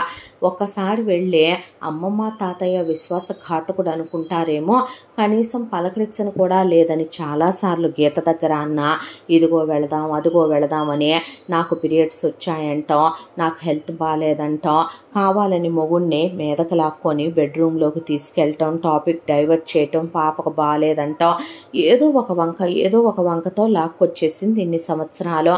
ఆ తర్వాత సడన్గా ఒక రోజున బ్లడ్ వామిటింగ్ అయింది గీతకే. హాస్పిటల్కి తీసుకెళ్తే సుధాకరు డాక్టర్స్ టెస్ట్లన్నీ చేసి చాలా లేట్ అయిపోయింది మిస్టర్ అనేసరికి, ఏమైంది డాక్టర్ అని అడిగితే, అబ్రాడ్ డాక్టర్లు ఏమీ పేషెంట్ల ముందు చెప్పకూడదు, సీక్రెట్గా దాయాలని మన ఇండియా డాక్టర్లా అనుకోరు కాబట్టి ఓపెన్గానే వాళ్ళు, మీ ఆవిడికి చాలా భయంకరమైన వ్యాధి ఉంది, మీరు మేబీ ఆవిడనే ఒక్క 1 year ముందు తీసుకొచ్చి ఉన్న 25% బ్రతికే ఛాన్స్ ఉంది, ఇప్పుడు మహా అయితే కనుక 2 or 3 months, అంతకన్నా ఇంకా బ్రతకదు అనే చెప్పేసేపాటికి ఎన్ని కోట్ల డబ్బు అయినా నేను ఖర్చు పెడతానని కూర్చున్నాడో. అక్కడ సుధాకరు డబ్బులతో అన్నీ కొనేయగలం అనుకుంటే మనం పొరపాటు, ఆయుష్ అనే దాన్ని కొనలేమేమో కదో, మీ ఆవిడ జబ్బుకి మందు లేదు, మీరు ముందే తీసుకొచ్చుంటే అట్లీస్ట్ మేము తన్నే ఇంకొంతకాలం లైఫ్ స్పాన్ పెరిగేలా ఒక 30 years అన్నా పెంచి బ్రతికించేవాళ్ళం. ఇప్పుడు ఆ ఛాన్స్ లేదు మాకు కూడా. ఉన్నన్ని రోజులు తన కోరికలేంటో తీర్చి తన్ని హ్యాపీగా చూసుకొని తనెవరినైనా చూడాలనుకుంటే వాళ్ళని పిలిపించి తన తనకు చూపించండి, ఇంకా చేయగలిగింది ఏమీ లేదు అని చెప్పేసరికి షాక్ అయిపోయిన గీతకి నోట్లో నుంచి మాట రాలేదు. ఒకవైపున పెద్ద పెద్ద బ్లడ్ వామిటింగ్స్, ముక్కుల్లోంచి నోట్లో నుంచి కూడా బ్లడ్ వస్తుంది. చెవుల్లో నుంచి ఏ రోజు వస్తుందో ఇక ఆ రోజుతో బ్రతకదని డాక్టర్స్ చెప్పి పంపించేశారు. ఒకవైపున సుధాకర్ మనిషి కాలేకపోయాడు. ఇండియాకి ఫోన్ చేసి తన వాళ్ళకి చెప్దామంటే వద్దు, మా వాళ్ళని చూడాలనుంది నాకు, నా మాట వినవా నువ్వు, ఇప్పుడు వాళ్ళకి చెప్పి వాళ్ళని బాధ పెట్టడం నాకు ఇష్టం లేదని ఆ సిచ్యువేషన్లో కూడా తన పంతమే నెగ్గాలన్నట్టు సుధాకర్ని ఇండియాకి ఫోన్ చేయనివ్వలేదు. సరికదా అతని ఫోన్ని తనే స్విచ్ ఆఫ్ చేసి ఓ పక్కకు పడేసి అతని గుండెల మీద పడుకుంది. ముందు 4-5 రోజులు ఏడ్చింది, తర్వాత నార్మల్ అయిపోయింది. ఎటు బ్రతకను అనే దాంతో నచ్చిన ఫుడ్ అల్లా తినటం మొదలుపెట్టింది. తనకు నచ్చినట్టు రెడీ అవటం, నచ్చిన ప్లేసులు చూడటం, మొగుడితో క్లోజ్గా ఇంటిమేట్ అవ్వమనమని, నాతోనే ఉండమనమని అడగటం, ఇండియా నుంచి వాళ్ళ అమ్మ నాన్ని, చెల్లి తమ్ముడిని పిలిపించమని వాళ్ళని ఇక్కడికి పిలిపించుకున్న తర్వాత పిల్ల బాధ్యత నువ్వే చూసుకోమనమని అప్పచెప్పేసింది సుధాకర్కి. అతను మాత్రం మనిషి బాగా పిక్కుపోయాడు. ఒకవైపున గీతని అతనే చూసుకుంటూ, పాపకు పాలు పట్టుకుంటూ, డైపర్లు మార్చుకుంటూ, ఎంతో కాలం ఉండదని తెలిసినా గీతకి బ్లడ్ వామిటింగ్స్ అయితే అదంతా తుడిచేస్తూ గుండెల మీద పడుకోబెట్టుకుంటూ ఆ ఉన్నన్ని రోజులు ఇంకా మందులు కూడా ఏమీ ఇవ్వమన్నారు డాక్టర్స్. నచ్చింది తనే వండి పెట్టుకుంటూ చూసుకుంటూ ఉంటే అత్త మామ ఏమన్నారయ్యా అంటే సిచ్యువేషన్ చెప్పాడు వాళ్ళకి. వాళ్ళు చేసేదేముంది అనే దాంతో మెదలకుండా కూర్చున్నారు. అంతా దాంట్లో మాత్రం గీత చెల్లెలు వర్షిత అలా సుధాకర్ని గమనిస్తూ ఉంది. బావ అక్కకి ఈ టైంలో కూడా సేవ చేయటం, అక్కతో క్లోజ్గా ఉండటం, ఇంటిమేటెడ్గా ఉండటం, పాపకి తనే డైపర్లు మార్చుకోవటం, పాపకి అక్కకి తనే వంట చేసి పెట్టుకోవటం, అక్క పక్కనే ఉండి అక్కను చూసుకోవటం, అక్కకి బ్లడ్ వామిటింగ్స్ అయితే ఎత్తిపోయటం, అక్కకి తనే స్నానం చేయటం, అక్కని బయటికి తీసుకెళ్ళి కూర్చోబెట్టుకోవటం, అతని కేరు, అతని ఎఫెక్షను, అతని లవ్ చూసి వర్షిత మైమరిచిపోయింది. ఆ తర్వాత పాప మీద అతని ప్రేమ మమకారాలు చూసి ఆ అమ్మాయి ఆశ్చర్యపోయింది. ఇలా రోజులు గడిచిపోతూ ఉండగా ఒక రోజున సుధాకరు పాపను తీసుకొని బయట బ్యాక్ యార్డ్లో ఆడించుకుంటున్నాడు. గీత సుధ ఎక్కడున్నాడు అని అడిగితే బయటున్నాడు అన్న తర్వాత తమ్ముడిని, చెల్లెల్ని, అమ్మా నాన్నని లోపలికి రమ్మనమని పిలిచి సుధాకర్ని పిలవమంటే పిలిస్తే పాపను కాసేపు పార్కుకి తీసుకెళ్ళరాదు సుధా, పద్దాకా ఇంట్లోనే ఉంచుతున్నావు అన్నాక టోడ్లర్లో వేసుకొని పాపని తీసుకెళ్ళాడు. వాళ్ళని లోపలికి రమ్మనమని డోర్ వేయమనమని కూర్చోబెట్టింది. ఇలా జరిగిపోయింది అంటే కల్లో కూడా ఊహించలేదమ్మా అన్న తర్వాత వాళ్ళని కూర్చోబెట్టి మొత్తం చెప్పుకురావటం మొదలుపెట్టింది. అసలు నాన్నకి ఆ ఊరు ట్రాన్స్ఫర్ అయిన తర్వాత అప్పటికే నేను చాలామందితో ప్రేమించి కిస్సులు హగ్గులు దాకా వెళ్ళానమ్మా. ఎవడైనా డబ్బున్నోడు దొరుకుతాడేమో అని చూసి ఎంటెక్ చేద్దామనే ప్లాన్తోనే నేను ఆ ఊరికి వచ్చాను. అనుకోకుండా వీడి అమ్మమ్మ భోజనం పంపించడం, వీడు కనపడ్డ తర్వాత నాకు వీడు నచ్చేయటం, వీడికి కూడా నేను నచ్చేసరికి ఇక ఫోన్లు, చిట్ చాట్లు అలా వీడు నా మీద ఇంటెన్షన్ పే చేస్తున్నాడని నాకు అర్థమైందే. చూస్తే వీడికి అమ్మా బాబులు లేరు, బోలెడంత డబ్బున్న బంగారు బాతు వీడు. దానికి తోడు వీడు బాగా చదివాడు, వీడికి ఏ గర్ల్ ఫ్రెండ్స్, ప్రేమాయణాలు, ఏ బ్యాడ్ హ్యాబిట్స్ లేవు. వీడు అమెరికా వెళ్ళిపోదాం అనుకుంటున్నాడు. అక్కడ వీడు అందరితో సంబంధాలు తెంచుకొనే కదా దేశం కాని దేశం వచ్చి ఉండాలి. ఇదే దేశంలో వీడి పెద్దమ్మ ఉన్నా కూడా వీడు దాంతో కూడా పెద్దగా కలవడం, వాళ్ళు వీడిని పూసుకొని రాసుకోవాలనుకోవటం తప్ప చిన్నప్పటి నుంచి వాళ్ళు వీడి మీద ప్రేమ కార్చుకోవటం తప్ప వీడికి ఎవడి మీద ప్రేమ ఉండదు. వీడికి నచ్చినట్టుగా వీడి ప్రపంచం ఉండాలి. ప్రపంచం మొత్తం మీద వీడికే అమ్మా బాబు పోయినట్టు. ఒకవేళ అమ్మా బాబు పోయినా వీడికి అసలు వాడు కావాలనుకున్న ప్రేమనే అది వాడు ఎవరిలో కోరుకుంటే వాళ్ళు ఇచ్చేలా ఉండాలి వీడికి. వీడికి నా కైపెక్కిచ్చే మాటలు నేను వీడికి చూపించి ఎక్స్పోజింగ్ చేయటం, దాంతో వీడికి నా శరీర సౌష్ఠవం కానీ నా పరువాలు నా అందాలు నచ్చి పిచ్చెక్కిపోయిన ఆ రోజు వీడు నాకు ప్రపోజ్ చేయటానికి ఏదో తేవడానికి వెళ్తున్నాడని సర్ప్రైజ్ అని చెప్పి వీడు సిటీకి వెళ్ళాడు. నేను వీడి ఇంటి దగ్గరికి వెళ్ళాను. వీడి అమ్మమ్మ గేదెలు ఆవులు ఏంతన్నాయని వెళ్ళి వీడి తాత పొలం వెళ్ళి వీడి మరదలు దాని ఫ్రెండ్కి ఎవరికో పెళ్లి చూపులని అది వెళ్ళి ఇంట్లో ఏం తోచట్లేదని ముసల్దాన్ని బుక్స్ చదవాలన్నప్పుడు ఇక వీడి మరదల గదిలోకి వెళ్ళి తీసుకోమంటే అక్కడ బుక్స్ అన్నీ వెతుకుతుంటే ఆ రాధది డైరీ దొరికిందే. ఆ డైరీ ఓపెన్ చేసి తప్పే, డైరీలు చదవకూడదు, ఉత్తరాలు చదవకూడదు, మీరేమీ మమ్మల్ని అంత సంస్కారంగా పెంచలేదు కదా, మీరేమీ మమ్మల్ని అంత సెంటిమెంటల్గా పెంచలేదు కదా, మన లేడీస్కి అలాంటివన్నీ అలవాట్లేదు కదా, అది ఎవడన్నా తగులుకుందేమో, దాని లైఫ్లో ఎవడన్నా ఉన్నాడేమో, లైఫ్ లాంగ్ దాన్ని అలా 4 మాటలని దెప్పుతా ఉండొచ్చులేమని చెప్పి బుక్ తీసి చదువుదామని చదవటం స్టార్ట్ చేస్తే తీరా అది వీడిని బీభత్సంగా పీకల్లోతు లవ్ చేయటం మొదలుపెట్టిందని, చిన్నప్పటి నుంచి దాని ప్రపంచం వీడేనని, వీడితో అది చాలా మెమరీస్ బిల్డ్ చేసుకోవాలని ఆ డైరీలో రాసుకుందని, వీడి బోల్డ్ అన్ని ఫొటోసు మెమరీసు అది దాచిపెట్టుకొని దాని ఊహల్లో వీడికి అది గుడిలేని దేవుణ్ణి చేసి వీడిని పూజిస్తోందని తెలిసిందే. ఆ తర్వాత ఆలోచించాను ఆ విషయం వీడికి చెప్పాలా అని. కానీ ఎందుకు చెప్పాలి, వీళ్ళంటే అమ్మ బాబు లేని దిక్కు మొక్కు లేని అనాథ ఎదవా, వీళ్ళ డబ్బున్నోడు చదువుకున్నోడు అందంగా ఉన్నోడు గుణవంతుడు ఏ వ్యసనాలు లేనోడు, నేనంటే పడి చచ్చిపోయేవాడు, దాంది 1 సైడ్ లవ్వే కదా, అది వీడికి చెప్పలేదు కదా, వీడికి దాని మీద ఏ ఫీలింగ్స్ లేవు కదా, ఉన్నాయా లేవా, వీడు నన్నేమైనా వాడేద్దాం అనుకుంటున్నాడా అనుకునే లోపు వీడొచ్చి నాకు ఖరీదైన రింగ్ పెట్టి వాచ్ పెట్టి ప్రపోజ్ చేశాడు. ఈ కుక్క నా కాళ్ళ చుట్టూ తిరిగేదేలే అని డిసైడ్ అయిపోయిన తర్వాత వీడిని శాశ్వతంగా వీడి వాళ్ళకి దూరం చేయాలని అనుకున్నాను. దాంతోనే పెళ్లి చేసేసుకుందాం అన్నాను. అన్న తర్వాత మొత్తం ప్రాపర్టీలన్నీ వీడి తాత ఇచ్చేయటం, మిమ్మల్ని నేను ఒప్పించటం, ఆ తర్వాత వీడిని నేను పెళ్లి చేసుకోవటం, మొత్తం రావాల్సిన నగలు డబ్బు అన్నీ తీసుకొని ఇక్కడికి వచ్చేయటం. ఇక్కడికి వచ్చేసిన తర్వాత ఆ రాధకి కొన్నాళ్ళకి పెళ్ళైపోయి ఆ దరిద్రం వెళ్ళిపోద్దులే, అప్పుడు వచ్చి ముసల్దానికి ముసలోడికి ఎప్పుడో 10 ఏళ్లకోసారి కనపడితే మహా ఇంకో 10 ఏళ్లలో వాళ్ళు గంట కొట్టేస్తారులే అనుకున్నాను. ఈలోపు 2 ఏళ్ళు కావాలనే కాలేజీలో దేన్నన్నా మరుగుతాడేమోనని వాడిని సుఖపెడుతూ వాడిని చెక్ చేద్దామని వాడితో కలిసి చదివా. నాకు ఇంట్రెస్ట్ లేదు. ఆ తర్వాత ఉద్యోగం చేయాలనుకునే లోపు కావాలనే వీడిని పిల్లల్ని కని తొక్కేయాలని ప్రెగ్నెంట్ అయ్యాను.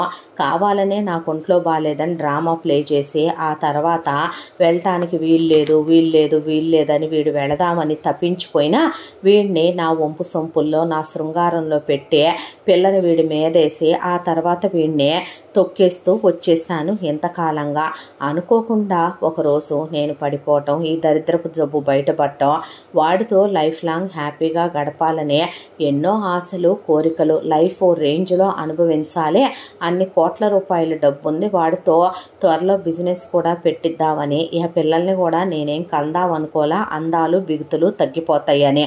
దాంతో నా ఎక్స్పెక్టేషన్స్కి విరుద్ధంగా ఈ మాయదారి జబ్బు వచ్చి ఇప్పుడు నేను పోవాల్సి వస్తోంది. కాబట్టి ఇప్పుడు మీరేం చేస్తారంటే అని వాళ్ళ వైపు చూస్తే వాళ్ళకి అసలు సౌండ్ ఆఫ్ అయిపోయే, వాళ్ళకి మాట కూడా లేక అలా కూర్చుండిపోయే, అమ్మ అక్కోయ్ అన్నట్టుగా అలా చూస్తూ కూర్చుండిపోయారు. ఒకవైపున వర్షిత, అలాగే మరొక వైపున గీత తమ్ముడు. గీత వాళ్ళ అమ్మ నాన్నకు అసలు మాట కూడా రాక కూర్చుండిపోయాక ఇప్పుడు నేను పోయిన తర్వాత నా కూతుర్ని నాకన్నా ప్రేమగా చూసుకునే ఒక బానిస కావాలి, నాకన్నా ప్రేమగా చూసుకొని తల్లి ప్రేమని తల్లి కన్నా ఎక్కువగా నాకన్నా ఎక్కువగా పంచగలిగిన ఒక ఆయా కావాలి, నా మొగుడికి సుఖాన్నిచ్చే ఒక వ్యాంపు కావాలి. ఇవన్నీ రాధకెటు పెళ్ళవలేదని నాకు తెలుసు కాబట్టి అది వీడిని లవ్ చేసింది కాబట్టి మీరు ఇండియాకి వెళ్ళి నేను పోయిన తర్వాత పాపకి నేను ఆల్రెడీ ఇప్పుడే నేర్పిద్దాం అనుకుంటున్నాను.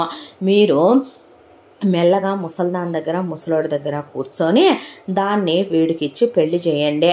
పెళ్లి చేస్తే ఆ తర్వాత వీడిని ప్రేమించింది కాబట్టి వీడి కూతురైన నా కూతుర్ని అది నెత్తిన పెట్టుకొని చూసుద్ది. ఆ తర్వాత మహా అయితే వీడికి అది ఒకళ్ళని కన్నా అది చాలా బాగా చూసుకోగలదనే నమ్మకం ఉంది. నా ఇంట్లో అది వంట మనిషిగా, పని మనిషిగా, నా కూతురు కాయాగా, నా మొగుడికి సుఖాన్ని ఇచ్చే వేస్యగా నా ఇంట్లో నేను వాడేసిన వాడిని అది వాడుకుంటూ సెకండ్ హ్యాండ్ దానిలాగా పడుంటది. అర్థమైందా అని చెప్పేపాటికి ఎందుకు వచ్చిన గొడవే, పోబోతున్నావు ఎందుకు చెప్పు, ఇప్పటికైనా మనిషికో పశ్చాత్తాపం అంటూ ఉండాలి. తప్పో ఒప్పో ఆ అమ్మాయి ప్రేమించింది, అయిపోయింది. ఇప్పుడు దాకా వాళ్ళు పెళ్లి చేయకుండా ఉంటారా అమ్మా? ఒకవేళ చేయకుండా ఉన్నా కూడా ఎందుకు ఆ అబ్బాయికి ఆ అమ్మాయినే ఇచ్చి పెళ్లి చేయటం? నువ్వెటు ఇన్నాళ్లుగా దూరంగా తెచ్చేసి ఆ అమ్మాయి మనసులో ఎలాంటి భావాలు ఉన్నాయో ఇప్పుడు ఎవరికి తెలుసో. మన చెల్లి వర్షిత ఉంది కదవే, వర్షితని సుధాకర్కి ఇచ్చి పెళ్లి చేస్తే నీ కూతురు సుమలని సొంత కూతురులా చూసుద్ది. చూడదమ్మా, ఎందుకంటే నువ్వు ఎంత అత్యాస పర్రాలువో, నువ్వు అమ్మమ్మ ఇంటి మీద పడి మామయ్య పెళ్ళాలు ఉన్నాడని తెలిసి కూడా ఈ రోజుకి ఎలా దోచుకొస్తావో, అమ్మమ్మ నీకు ఎలా దోచిపెట్టిందో, ఆ తర్వాత నువ్వు ఇప్పటికీ తమ్ముడి నోట్లో రాయిగొట్టే నువ్వెలా చెల్లికి నాకే దోచిపెట్టాలని ట్రై చేసి నేను ఇక్కడికి వచ్చి అమెరికాలో నాకు అక్కర్లేదులే అన్నా నువ్వు చెల్లెలికి చాలా పెట్టాలని చూస్తావు. ఇది నా మొగుడికి పెళ్ళామవుద్ది, నా మొగుడితో బెడ్రూమ్లో ఉండి నా కూతుర్ని పట్టించుకోదు, ఇది పిల్లల్ని కంటదే. కన్నాక దీని పిల్లల మీద మనసు వెళ్ళొద్దు కానీ నా పిల్లల మీద మనసు వెళ్ళదు. నాకు ఇది కరెక్టు ఎప్పుడూ కాదు, నా మొగుడికే. అలాంటి సెంటిమెంట్లతో మన ఇంట్లో లేడీస్ని పెంచలేదుగా నాన్న, నీ తెలీదా అమ్మా అనేపాటికి వాళ్ళు అలా చూస్తుంటే వాళ్ళ తమ్ముడు కొర్రా చూశాడు వాళ్ళ అమ్మ నాన్నల వైపు. మూసుకొని నేను చెప్పింది చేయండి, ఎక్స్ట్రాలొద్దు, ఈ విషయం ఇక్కడితో మర్చిపోండి, ఇంకా మూసుకొని బయటికి వెళ్ళండి అని చెప్పిన తర్వాత పిల్లొచ్చాక పిల్లని దగ్గరికి తీసుకొని ఫోన్లో రాధ ఫోటో చూపించి మిమ్మల్ని కొన్నాళ్ళ తర్వాత డాడీ, అమ్మమ్మ, తాతయ్య, పిన్ని, మామయ్య కలిసి ఇండియా తీసుకెళ్తారమ్మా. నిన్ను తీసుకెళ్ళిన తర్వాత ఈ ఫోటోలో ఉన్న ఆంటీ చాలా మంచిది, ఆ ఆంటీ నువ్వు మమ్మీ అని పిలువు, నువ్వు నాకు మమ్మీగా కావాలని అడుగు, మా నాన్న పెళ్లి చేసుకోమని అడుగు, అమెరికా వెళ్ళిపోదామని అడుగు, ఆ ఆంటీనే కౌగులిచ్చుకొని ముద్దు పెట్టుకొని ఏడు, ఆ ఆంటీనే తినిపించమను, ఆ ఆంటీ మీదే పడుకో అని పిల్లకి రోజుకు 100 సార్లు చొప్పున, అది చిన్నపిల్ల కదా, ఆ పిల్లకి నిద్ర కూడా పోనివ్వకుండా తొడపాశాలు పెట్టి లేపి దాన్ని జుట్టు పట్టి కొట్టి ఎందుకే అలా చేస్తున్నావు అని వాళ్ళ అమ్మ నాన్న అన్న ముయ్యమని ఆ పిల్లకి ఎవరు ఇది రాధెవరు, నీ మమ్మీ, నీకు ఎలా కావాలి, మమ్మీగా కావాలి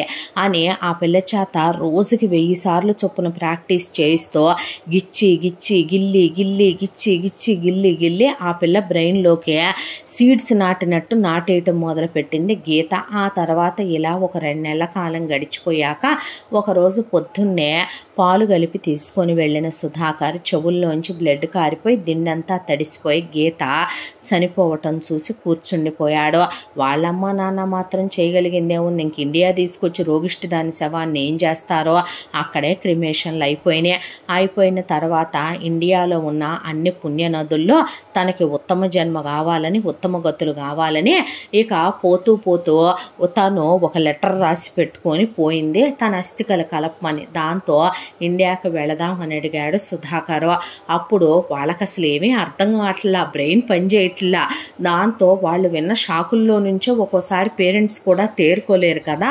దాంతో సుధాకర్ వెంట ఇక వాళ్ళు కూడా బయలుదేరి ఇండియాకి వచ్చిన తర్వాత అప్పటికే వీళ్ళు ఇక్కడ ఎంగేజ్మెంటు అయిపోయింది, పెళ్ళికి ఏర్పాట్లు కూడా మొదలైపోయినాయి వీళ్ళయ్యే. కరెక్ట్గా ఇంకొక 10 రోజుల్లో పెళ్లి ఏర్పాట్లు మొదలైపోతున్నాయి. అయితే వచ్చి రాగానే భానుమతి పరిగెత్తుకుంటూ వెళ్ళి ఏమైపోయావురా సుధా అనేసరికి సౌందర్య, ఏరా వాడే నా తమ్ముడా, నువ్వు నా తమ్ముడివి కాదా, పెళ్ళైతే ఒక్కసారి కూడా మా ఫోన్ చేయకూడదా, నా పెళ్ళికి రమ్మన్నా రావా నువ్వు, ఏరా ఏది నీ పెళ్ళం అని పాప అని వీళ్ళందరూ ఎత్తుకొని హాయ్ బంగారం అన్న తర్వాత తర్వాత వీళ్ళ అత్తమామలు కూడా రండమ్మ రండి, ఏమైపోయావయ్యా ఆఫీసరు, ఆ రోజు మా ఊరు వచ్చి నీ కూతుర్ని మా అన్నవడికిచ్చి చేసి అయిపోలేవు అని సర్వారాయుడు గారు వీళ్ళు ఊపిరాడనివ్వకుండా మాట్లాడిస్తూ ఉంటే ఇక అస్థికల కుండలు అక్కడ పెట్టాడు తీసి సుధాకరు. తీసేసరికి జస్ట్ బాగున్నావా అనేసి రాధ పక్కకు వెళ్ళి నుంచుందే. మాధవ్ ఎలా ఉన్నావురా అంటూ అక్కడ నిలబడేసరికి ఆ అస్థికల కుండలు తీసి అక్కడ పెడితే ఏంట్రా ఇదంతా అనేసరికి ఇలా జరిగిందని, తను ఇలా పోయిందని, మళ్ళీ నేను అనాథగానే మిగిలిపోయానని, నా బ్రతికే ఎందుకు ఇలా అయిపోయిందని, చిన్నప్పుడు అమ్మా నాన్నలు మా అమ్మ వెర్రితనంతో దూరం అయిపోయారని, ఆ తర్వాత అనాథలాగే మీ దగ్గర పెరిగాననేసరికి చివుక్కుమంది వాళ్ళ మనసు. వాళ్ళెప్పుడూ అనాథలా పెంచలేదు, ఎప్పుడు భానుమతి పరశురాం తీసుకెళ్ళి పెంచుతాం అనుకున్నారు తప్ప అలా అనుకోలేదు. అన్నీ తనే అనుకుంటే తను కూడా నన్ను వదిలేసి వెళ్ళిపోయిందని కూర్చొని బావురమని ఏడ్చాడు. పెళ్ళాం చచ్చి ఏడుస్తున్నాడు అనే దాంతో ఏం అనకూడదని ఇక శకుంతల సర్వారాయుడు ఓదార్చి ఆ అమ్మాయికి భగవంతుడు రాసిన ఆయుష్ అంతేలేయ్యా, బాధపడబాకు, ఎక్కడ ఉన్నా ఆత్మశాంతి కలగాలిగా నాయనా, నువ్వు బాధపడితే ఎలాగయ్యా అని ఓదార్చారు. భానుమతి పరశురాం ఓదార్చి వాళ్ళమ్మ నాన్నలు ఓదార్చాక కూల్రా అయిపోయిందిగా, అదే తలుచుకుంటూ బాధపడకు అన్నాక బాధపడకరా అని సౌందర్య ప్లీజ్ అని భరత్ మాట్లాడిన తర్వాత అసలు రాధ ఏమీ మాట్లాడకుండా అలా నిలబడిపోయిందే. నిలబడిపోయాక ముందు అస్థికలు అవే కల్పించమన్నారు కాబట్టి దినదవస కార్యక్రమాలు ఇక్కడే చేయాలనుకున్నారు కాబట్టి శుభవంట పెళ్లి పెట్టుకొని అవి ఆపుకోలేరు కాబట్టి ముందు అయ్యే చేయించేశాడు సర్వారాయుడు. అయిపోయిన తర్వాత ఈలోపు ఒక రోజున పిల్ల అందరూ కూర్చొని ఉంటే రాధ అలా బాధపడుతుంటే మాధవ్ దేనికిరా బాధపడుతున్నావు, చనిపోయిన వాళ్ళు తిరిగి వస్తారా మనం బాధపడితే, తనకి మేబీ ఆయుష్ అంతవరకే ఉందేమో, వాడి లైఫ్ అక్కడితోనే ఏం ఆపుకోలే, సుధకి ఇంకొక అమ్మాయి రాసే ఉండుంటదే, పెళ్లి చేసుకుంటే పాపకు అమ్మ వస్తుంది, వాడికి వైఫ్ వస్తుంది, హ్యాపీగా ఉంటాడు. మేబీ ఒక్కోసారి లైఫ్లో మనం అనుకునే ఇలా జరగకుండా కూడా పోతాయంటే ఆ అబ్బాయి గుండెల మీద అలా అమ్మాయిని ఆనిచ్చుకొని కూర్చోబెట్టుకుంటే పిల్ల వచ్చి రాధ దగ్గరికి రాధ చేతులు పట్టుకుంటే ఏంటమ్మా అనేసరికి అమ్మా అంది. అనేసరికి రాధ అలా చూస్తే నేను మీ అమ్మని కాదమ్మా అంటే నువ్వే మా అమ్మవే, మా అమ్మవెందుకు కాదు, నువ్వే నాకు మా అమ్మగా కావాలి, మా నాన్న పెళ్లి చేసుకో, మనం అమెరికాకి వెళ్ళిపోదాం, నువ్వు మా నాన్న నేను హ్యాపీగా ఉందామమ్మా, ఇక్కడ ఉండొద్దు మనం అనేపాటికి ఆ అమ్మాయి షాక్ అయిపోయే నాకు నువ్వే అమ్మగా కావాలి, నాకు నువ్వే అమ్మగా కావాలి అని పిల్ల అంటంటే ఒకవైపున ఉలిక్కిపడి షాకులో గీత వాళ్ళ అమ్మ నాన్న చెల్లి తమ్ముడు ఆల్రెడీ వాళ్ళు వచ్చేసరికి మాధవ్కి రాధకి ఇలా మాధవ్ రాధ కోసమే వచ్చాడని, ఇక్కడ ఇండస్ట్రీ పెట్టాడని, ఇద్దరు ప్రేమించుకుంటున్నారని, మాధవ్కి రాధకి ఎంగేజ్మెంట్ కూడా అయిపోయిందని, అందుకే అమెరికా అన్నిసార్లు ఫోన్ చేశామని, మీరు ఫోన్ ఎత్తలేదని, ఆ తర్వాత ఇంకో 10 రోజుల్లో పెళ్లి ఏర్పాట్లు మొదలవబోతున్నాయని చెప్పే వాళ్ళు కూతురు చెప్పమన్న మాట కూడా అది చచ్చిన తర్వాత ఇప్పుడు అయి చెప్పి కాండ్రిచ్చి ఉమ్మూయించుకోవాలి, పోయిన దాని గురించి ఎందుకు పాడు చెప్పటం అని వాళ్ళు నోరు మూసేసుకున్నారు. వాళ్ళు నోరు మూసేసుకున్న తర్వాత ఈ పిల్ల ముండకి పోతూ పోతూ అది నేరి పెళ్ళింది కదా, అందుకే ఈ పిల్ల ఎలా అంటుందని అనుకొని వాళ్ళు ఉలిక్కిపడి అంటే తల్లిపోయింది కదా, రాధ ఆ వయసులోనే ఉండేపాటికి అలా అనుకున్నట్టుంది అన్న తర్వాత తప్పమ్మా నువ్వు అలా అనకూడదు, అయినా నీకు మేమిద్దరం కూడా మమ్మీ డాడీ లాగానేలే, నేను పెదనాన్న తను పెద్దమ్మ అవుతారని మాధవ్ పాపని ఎత్తుకొని అక్కడే ఉన్నటువంటి పిలిచి వర్షితని పాపను తీసుకోమని, ఇంతకీ సుధ ఏడి అని అడిగితే బావగదిలో ఉన్నారండి అని చెప్పిన తర్వాత తీసుకెళ్ళి పాపను వాడికి ఇవ్వు, కాసేపు వాళ్ళ నాన్నతో ఉంటే ఇలాంటి ఏమీ గుర్తు రాకుండా ఉంటాయి అనేపాటికి వర్షితకి మాట కూడా రాలేదు. ఇలా పాప ఒకసారి కాదు పదే పద్దాకా అంటాం మాధవ్కి కొంచెం ఇబ్బందికరంగా అనిపించి రాధ కూడా మొహం అదోలా పెట్టేసిందే.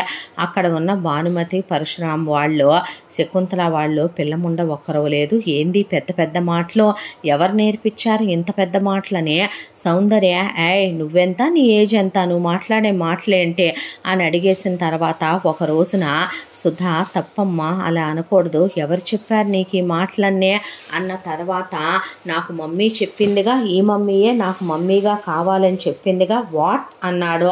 అనేసరికి మాధవ్ ఒక్కసారిగా అలా చూసేసరికి తప్పుగా అనుకోకురా, ఏదో బాబు తప్పుగా అనుకోకయ్యా, చచ్చిపోయే దాంట్లో ఉన్న మనిషి రకరకాలుగా ఆలోచించి మైండ్ పోయి పిచ్చెక్కి ఏదో వాగిపోయింది మా కూతురు అన్న తర్వాత మీరన్నా పాపకి అలా కాదని నేర్పించండి అనేసి అక్కడి నుంచి లేచి వెళ్ళిపోయాడు రాధ చేపట్టుకొని మాధవ్.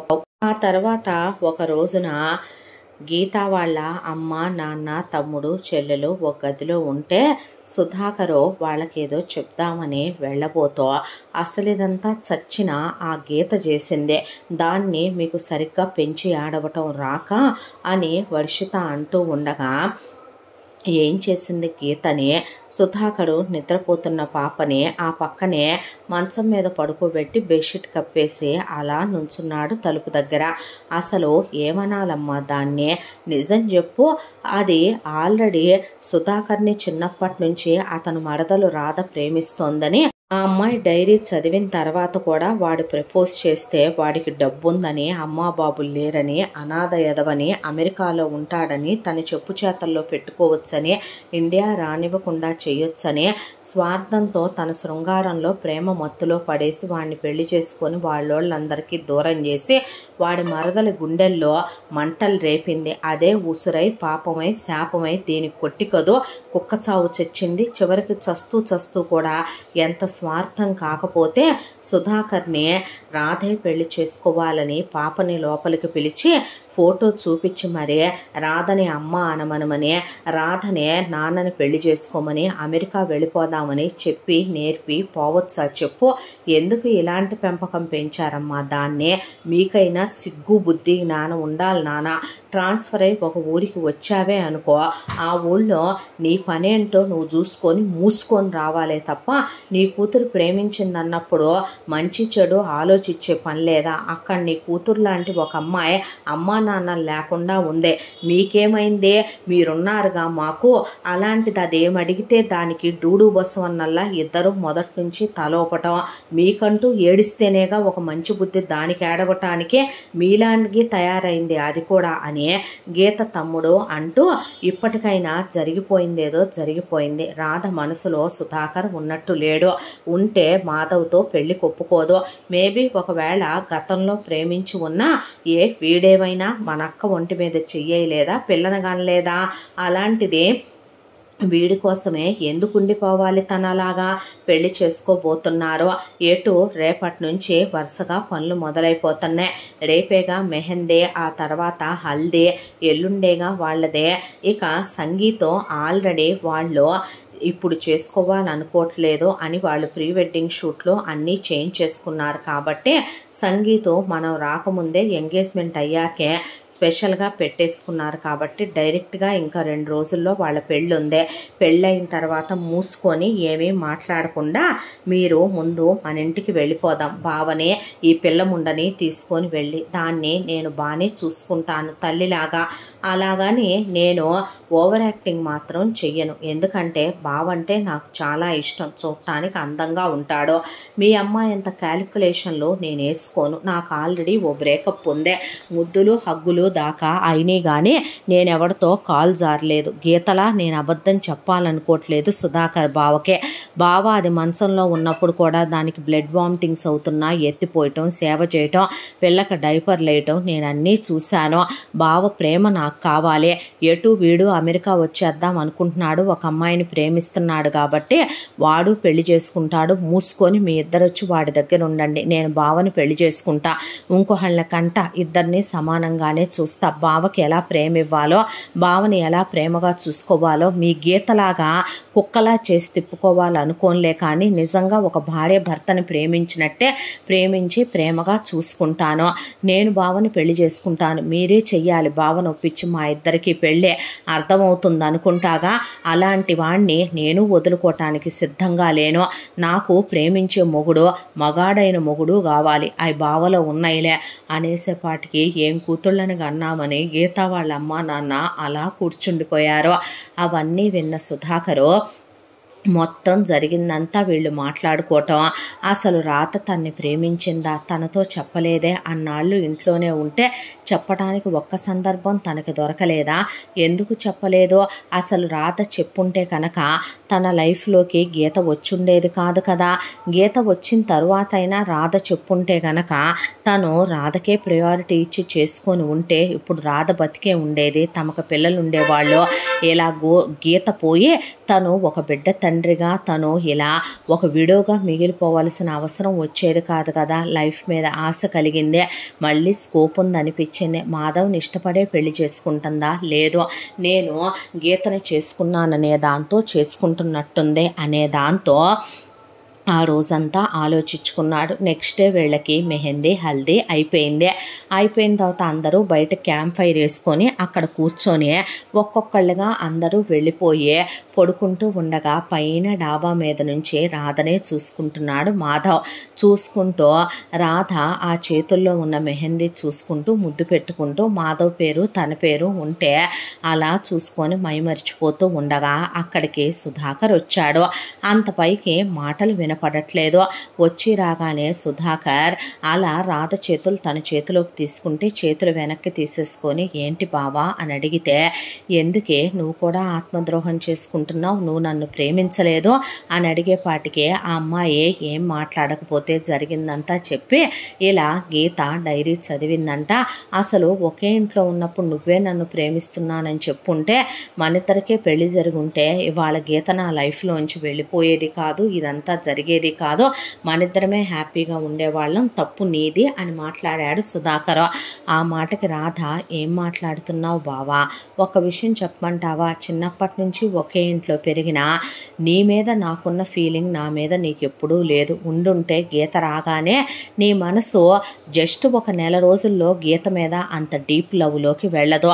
అప్పటికే మీరు చదువులు పూర్తి చేసుకొని ఉన్నారు, మీకే మెచ్యూరిటీ లేక మరి నువ్వెందుకు చెప్పలేదో, నానమ్మ తాతయ్యకి నువ్వెందుకు చెప్పలేకపోయావు, అందరికీ పోనీ నాకెందుకు చెప్పలేకపోయావో, అలాంటిది నా చదువు ఇంకా అవ్వలేదు, నేను చిన్నదాన్నే, నానమ్మ తాతయ్య కట్టుబాటులో పెంచారు, నాకు అమ్మ నాన్నల ప్రేమంటే తెలీదు, అలాంటిది నేను తెగబడి చెప్పలేదంటున్నావు, నీ మీద పడి నువ్వే నాకు కావాలని సిగ్గువిడిచి చెప్పేలాగానే పెంచారమ్మన్నే.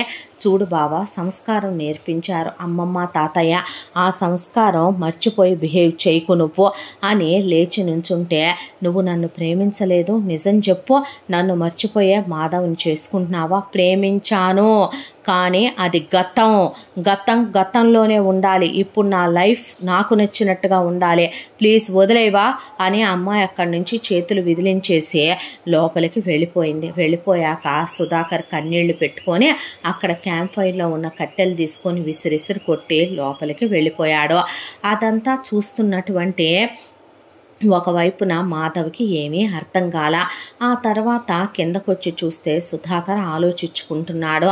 ఒకవైపున రాధ దగ్గరికి వెళ్ళి మాట్లాడదామంటే రాధే విసురుగా అసలు ఈ దరిద్రం అంతా ఈ డైరీ వల్ల వచ్చిందని తన బుక్స్లో నుంచి ఆ డైరీ తీసుకెళ్ళి ఆ క్యాంప్ ఫైర్లో విసురు కొట్టి లోపలికి వెళ్ళి డోర్ వేసేసుకుంది. డోర్ వేసేసుకున్న తర్వాత ఆ డైరీని పరిగెత్తుకుంటూ వెళ్ళి తీసి డైరీ మొత్తం చదివాడు మాధవ్.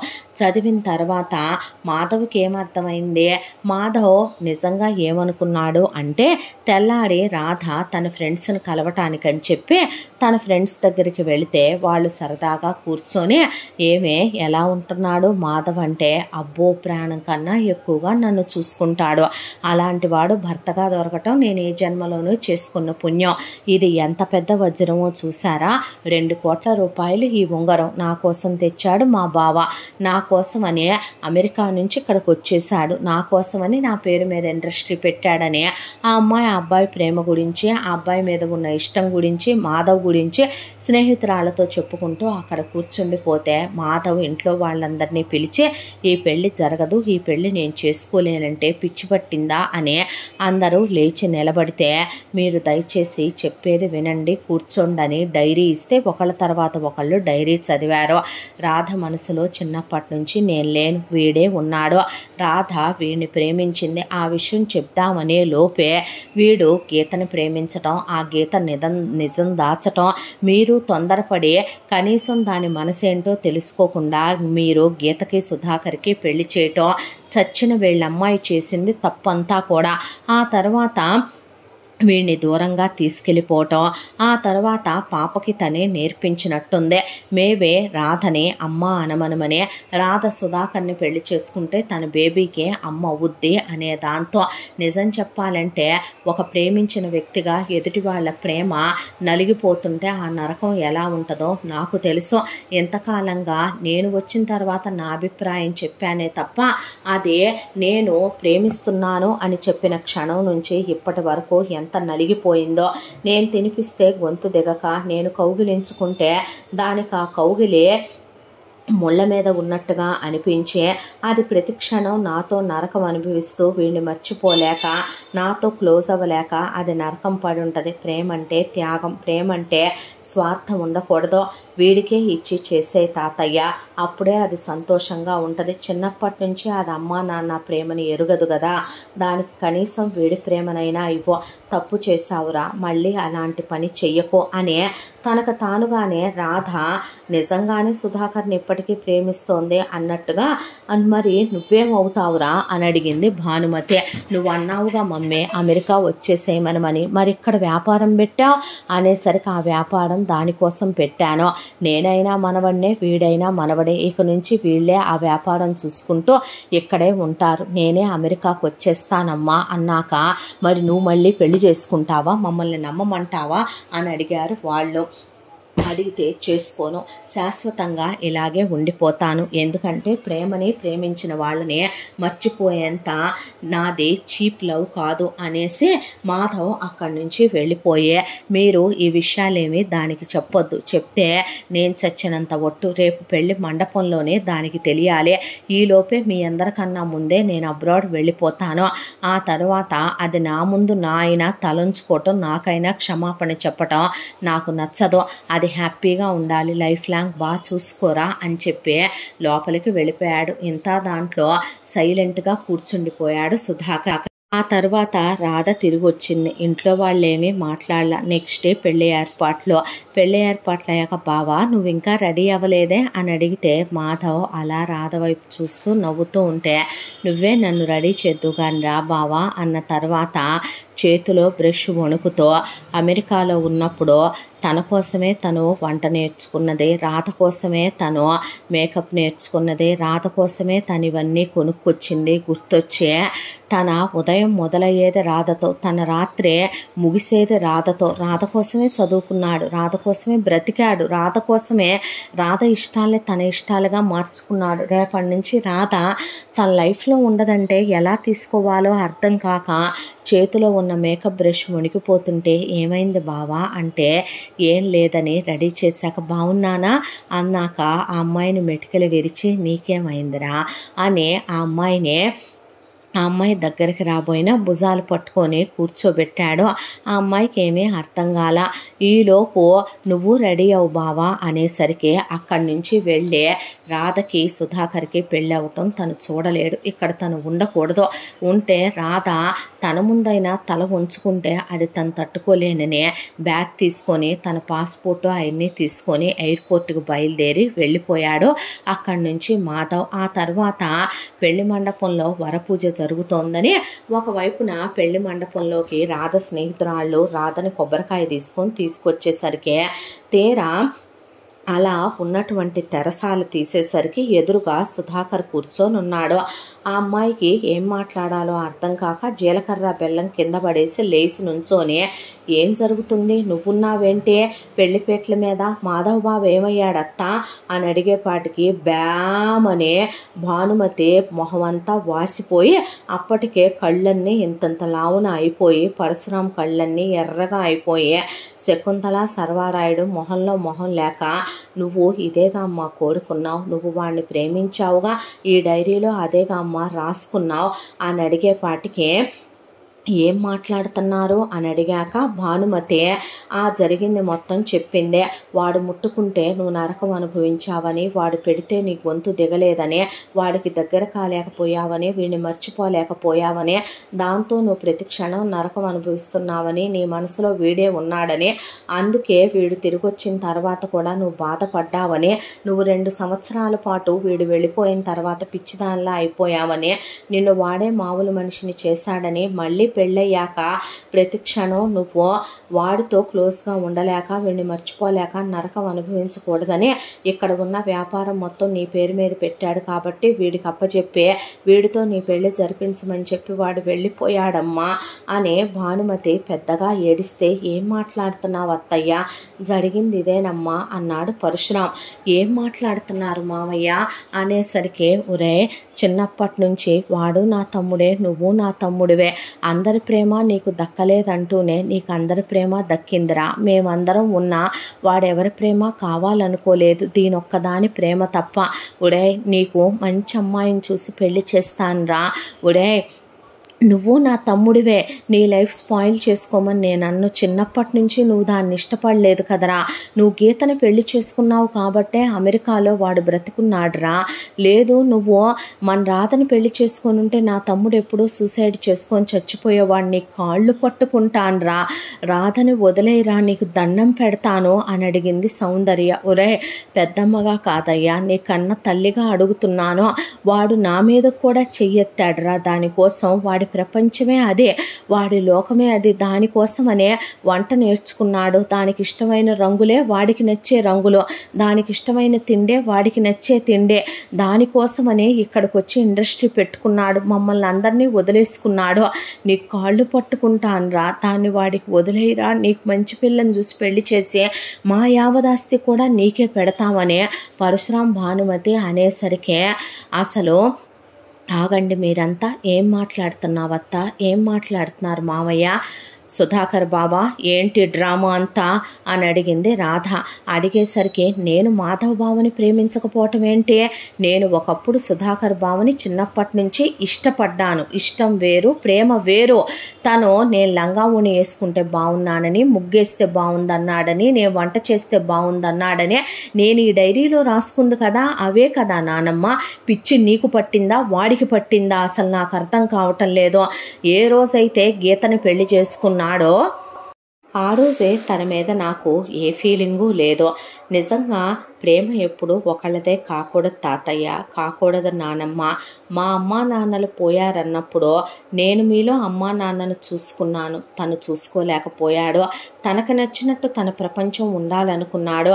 చిన్నప్పటి నుంచి ఎప్పుడు మాధవ్ బావ నాతో ఉన్నట్టు, నన్ను ప్రేమించినట్టు, నా మీద ఆశలు పెంచుకున్నట్టు నేను తన గురించి ఇష్టపడ్డానేమో కానీ తన మాటలకే నేనేదో పొంగిపోయే, తను నన్ను ఎప్పుడూ అలా అనుకోలేదు. నిజం చెప్పాలంటే నాదే ఇన్ఫాక్చువేషన్, అట్రాక్షన్, జస్ట్ నాదే ఇష్టం మాత్రమే, లైక్ మాత్రమే. లైక్కి లవ్కి ఎప్పుడూ తేడా ఉంటుంది. నేను నీ పాపకి తల్లిని కావాలనుకోవట్లేదు, నీకు సెకండ్ హ్యాండ్ పెళ్ళాన్ని కావాలనుకోవట్లేదు. నీ పెళ్ళాం ఉత్తమురాలు దేవత కాబట్టే డైరీలు చదివి నీ దగ్గర నిజాలు దాచిందేమో. ఇంట్లో ఉన్న మరదల మనసు తెలుసుకోలేక నువ్వు నీ పెళ్ళాన్ని ఇష్టపడి మోజుపడి పెళ్లి చేసుకొని అన్నీ అమ్ముకొని వెళ్ళాక ఒక్కరోజు ఫోన్ చేసి నిన్ను పెంచినందుకు ఎలా ఉన్నారని నీ అమ్మన కన్నా అమ్మా నాన్నేగా, నువ్వు నానమ్మ తాతయ్యని అడిగావా? ఒక్కరోజు కలిసి పెరిగాంగా నన్ను అడిగావా? ఎప్పుడైనా భానుమతి అత్తకు ఫోన్ చేసి ఎలా ఉన్నావని పలకరించావా? ఇప్పుడు కూడా నీ పెళ్ళాం పోయింది కాబట్టి నీకు సెక్స్ కావాలి, నీకు నీ పిల్లకి తల్లయ్యే ఒక ఆడది కావాలి, నీకు నేను కావాలి. ఎందుకంటే ఒకప్పుడు నిన్ను నేను ప్రేమించి ఉన్నాను కాబట్టి, నేను మంచిదాన్ని కాబట్టి నాతో నీకు మళ్ళీ లైఫ్ కావాలి, నిన్ను ప్రేమించి ఆడది నీ లైఫ్లోకి రావాలి. నేనైతే నువ్వు చెప్పినట్టు నీ ఇష్టానికి తగినట్టుగా ఉంటానని నువ్వు నన్ను చేసుకుందాం అనుకుంటున్నావు, తప్పు చేస్తున్నావు బావా.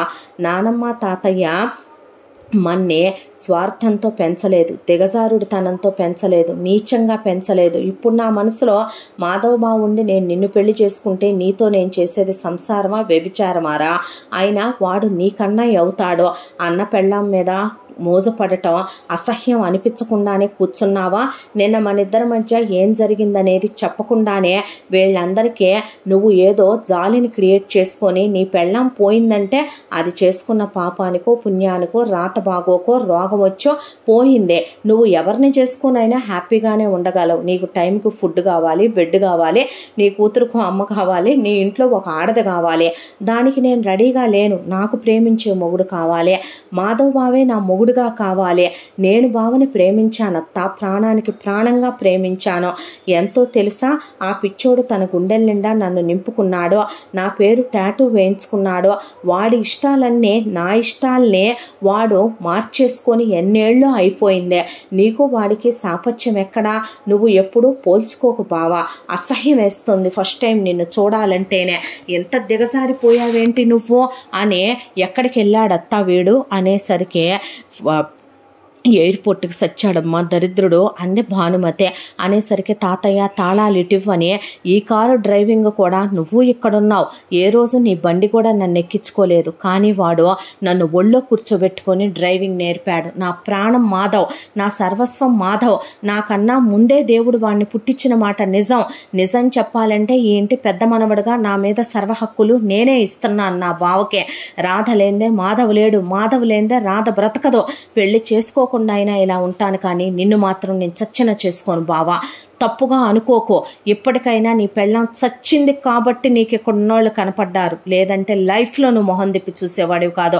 యువర్ సెల్ఫిష్, నీలాంటోడు నాకు ఎప్పుడు వద్దు అనేసి అక్కడి నుంచి రాధ కార్ డ్రైవ్ చేసుకుంటూ వెళ్ళిపోయేసరికి, ఎయిర్పోర్ట్కి వెళ్ళేసరికి మాధవ్ బయలుదేరిపోతూ ఉండేసరికి అక్కడ ఉన్న పోలీసుల్ని తోసేసి బావా అని పెద్దగా పిలిచేసరికి మనసు అక్క కళ్ళు తుడుచుకొని వెనక్కి పరిగెత్తుకుంటూ వచ్చి ఆ అమ్మాయి మెళ్ళలో తాలి, కాలికి మెట్టులు, నొసట్లో సింధూరం లేదు. ఇలా వచ్చావేంటి పెళ్లిలో నుంచి అనేసరికి లాగి చెంప మీద కొట్టి అంతమంది ముందు ఎయిర్పోర్ట్లో గట్టిగా కౌగిలించుకొని పెదాల మీద డీప్గా ముద్దు పెట్టింది. ఎవరు చెప్పారా నేను నిన్ను ప్రేమించలేదని?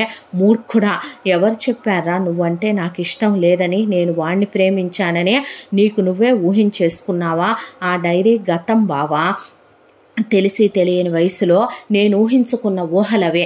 ఎప్పుడైతే వాడు ఆ గీతను ప్రేమించాడో, గీతను పెళ్లి చేసుకున్నాడో, మన లైఫ్లోంచి వెళ్ళిపోయాడో, ఒక్కరోజు కూడా ఒక ఫోన్ కాల్ చేసి ఒక లెటర్ రాయలేదో, నానమ్మ తాతయ్యను కూడా పట్టించుకోవటం మానేశాడో, అప్పుడే వాడు నా మనసులో నుంచే తుడిచిపెట్టుకుపోయాడు. నిజమే, 2 ఏళ్ళు నరకం పడ్డాను. ఎందుకు అలాంటి వాడిని ప్రేమించానో, ఒకే ఇంట్లో ఉండి నా మనసు తెలుసుకోలేనప్పుడు నేనెందుకు తాపత్రయపడ్డానో, నాకు ఆ గీతకే ఉన్న ఇదేంటి అనేది అర్థం కాకే నేను బాధపడ్డాను. నువ్వు వచ్చాక నా ప్రపంచమే నువ్వు అయిపోయావు బావా. నిజం చెప్పాలంటే నీలా ఒకడు ప్రేమించగలడా, ఒకడు ఆరాధించగలడా, ఒకడు పూజించగలడా, ఒకడి లైఫ్నే ఒక అమ్మాయి కోసం ఆ అమ్మాయికి నచ్చినట్టుగా మార్చేసుకోగలడా? అసలు ఏం జరిగిందనుకున్నావు మా ఇద్దరి మధ్య? నువ్వు ఆ రోజు నేను మెహందీ చూసుకుంటుంటే వచ్చాడు, జరిగింది ఇదే, అడిగింది ఇదే, నువ్వు నన్ను ప్రేమించలేదా అన్నాడు. ప్రేమించాను, అది గతం అని చెప్పాను. ఇప్పుడు నువ్వు నా మనసులో లేవన్నాను. నేను వాడి కూతుర్ని ఇక్కడ వదిలేసి వెళితే అమ్మగా ఒక ప్రేమను పంచి దగ్గరికి తీసి నన్ను వాణ్ణి ఎలా అయితే నానమ్మ తాతయ్య పెంచారో అలా పెంచగలనేమో, కానీ నేను మాత్రం వాడనుకునే విధంగా భార్యనై వాడితో పక్క పంచుకుంటూ వాడి కూతురికి అమ్మ ప్రేమను ఇవ్వలేను.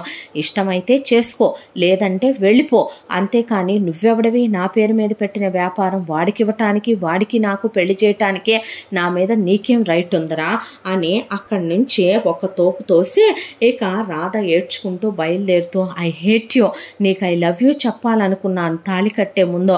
ఇదేనమాట నువ్వు నన్ను అర్థం చేసుకుందే. పల్లెటూరు మరదల కోసం అమెరికా నుంచి వచ్చిన మా బావ ఎంత గొప్పోడో అనుకున్నాను, కానీ నువ్వు అందరిలాంటి వాడివే.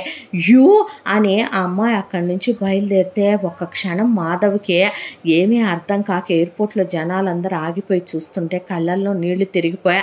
ఆగవే, సూట్ కేసు తీసుకొని వస్తాను, నాకన్నా నీకు సూట్ కేసు ఎక్కువ అనమాట, అందులో మన మెమరీసే ఉన్నాయి రాదా, ఆగవే అని పరిగెత్తుకుంటూ వచ్చాడు. వచ్చేసరికి అక్కడి నుంచి రాధని ఎత్తుకొని గిరగిరా తిప్పి ముద్దు పెట్టుకొని కారులో పద వెళదామని బయలుదేరి ఆ అమ్మాయికి సారీ చెప్పి కళ్యాణ మండపంలోకి తీసుకొచ్చేపాటికి అప్పటికే ఇక్కడ ఒకవైపున సుధాకర్ మరదలు వర్షితకి పెళ్ళైపోయి పాపను ఎత్తుకొని నుండి వచ్చిన మాధవ్కి సారీ అని చెప్పాడు సుధాకర్. మాధవ్ ఏమీ మాట్లాడలేదు. నన్ను క్షమించు రాధ, తప్పుగా అనుకున్నాను అనేసరికి రాధ అసలేం మాట్లాడకుండా తల తిప్పేసిందే. ఏం జరిగింది అని అడిగాడు మాధవ్. మీరు వెళ్ళిన తర్వాత రాధ ఇలా మాట్లాడి వెళ్ళిందని రాధ స్నేహితురాళ్ళు కూడా అది పాపం నిన్ను ప్రేమిస్తున్నాననే చెప్పుకుందంట, ఉంగరం చూపించి చెప్పుకుందంట. ఆ విషయాలన్నీ ఆ అమ్మాయి వాళ్ళు చెప్పేసరికి వాడే సిగ్గుతో అవమానంతో మళ్ళీ రాధ చీ అని వెళ్ళి స్వార్థబుద్ధి ద్రోహబుద్ధి నానమ్మ తాతయ్య నేర్పలేదు, దిగజారిపోబాకు, నీతో నేను వ్యభిచారం చేయలేనందని వాడి మరదల్ని వాడు పెళ్లి చేసేసుకున్నాడు. వాడి మరదలతో కలిసి వాడు అమెరికా వెళ్ళిపోతాననే నాకు మొదటి నుంచి అలవాటే, నన్ను నచ్చేవాళ్ళు నన్ను మెచ్చేవాళ్లే నాకు కావాలని వాడి మరదలకి వాడంటే ఇష్టమంట, అందుకే పెళ్లి చేసుకుంటానని చేసేసుకున్నాడయ్యా అని చెప్పిన తర్వాత పంతులు అంటే చూస్తున్నాను సర్వారాయుడు గారు, వారం రోజుల తర్వాత మళ్ళీ వీళ్ళిద్దరికీ ముహూర్తాలు ఉన్నాయంటే పెళ్ళవగానే వెళ్ళిపోతాను, 2-3 ఏళ్లకు ఒకసారి వచ్చి మిమ్మల్ని చూసి వెళ్తాను, ఇదివరకు ఇట్లాగా రాకుండా ఉండలే అని చెప్పి ఆ తర్వాత వీళ్ళకి ఫస్ట్ నైట్లు అయిపోయినాయి.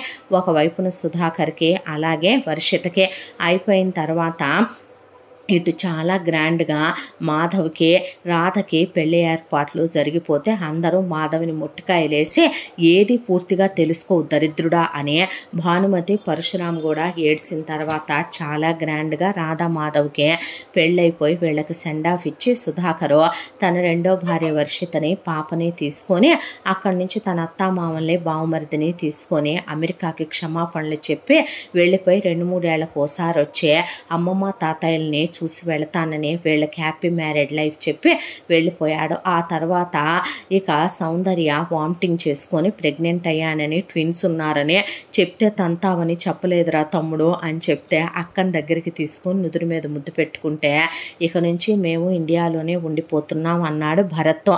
మేము ఉండిపోతున్నాం అని భానుమతి పరశురాం కూడా అని అక్కడ ప్రాపర్టీలన్నీ అమ్మేసుకొని 2-3 నెలల్లో తిరిగి వచ్చేస్తామని వెళ్ళి అమ్ముకొని తిరిగి వచ్చేసారు. ఈలోపు మాధవ్కి రాధకి అలాగే హనీమూన్కి వెళ్ళటం, రాధ నన్ను ముట్టుకోబాకంటాం, రాధ కాళ్ళు పట్టుకోవటం, రాధను దగ్గరికి తీసుకోవటం, ఇద్దరు క్లోజ్ అవటం, ఆ అమ్మాయిని చాలా హ్యాపీగా చూసుకోవటం, 6 నెలలు వరల్డ్ టూర్కి వెళ్ళి రావటం, ఆ తర్వాత మాధవ్ రాధను తీసుకొని ఆఫీస్కి వెళ్ళటం, సౌందర్యకి ట్విన్ బేబీస్ ఒక పాప ఒక బాబు పుట్టడం, తర్వాత భరత్ కూడా బిజినెస్ పెట్టుకోవటం, సౌందర్య భరత్ బిజినెస్కి వెళ్ళటం, ఆ తర్వాత భానుమతి పరశురాం ఇక్కడే ఉండి శకుంతల సర్వారాయుడితో, పరశురాం తన తల్లిదండ్రులతో తన బిడ్డను చూసుకుంటూ పిల్లలిద్దరూ ఇక్కడే ఉంటే వాళ్ళతో ప్రేమానురాగాలతో ఉంటూ సంతోషంగా ఉంటూ తన పల్లెటూరు మరదలు తన భార్య అయినందుకు తర్వాత రాధకి ఒకే ఒక్క బాబు పుట్టాడు.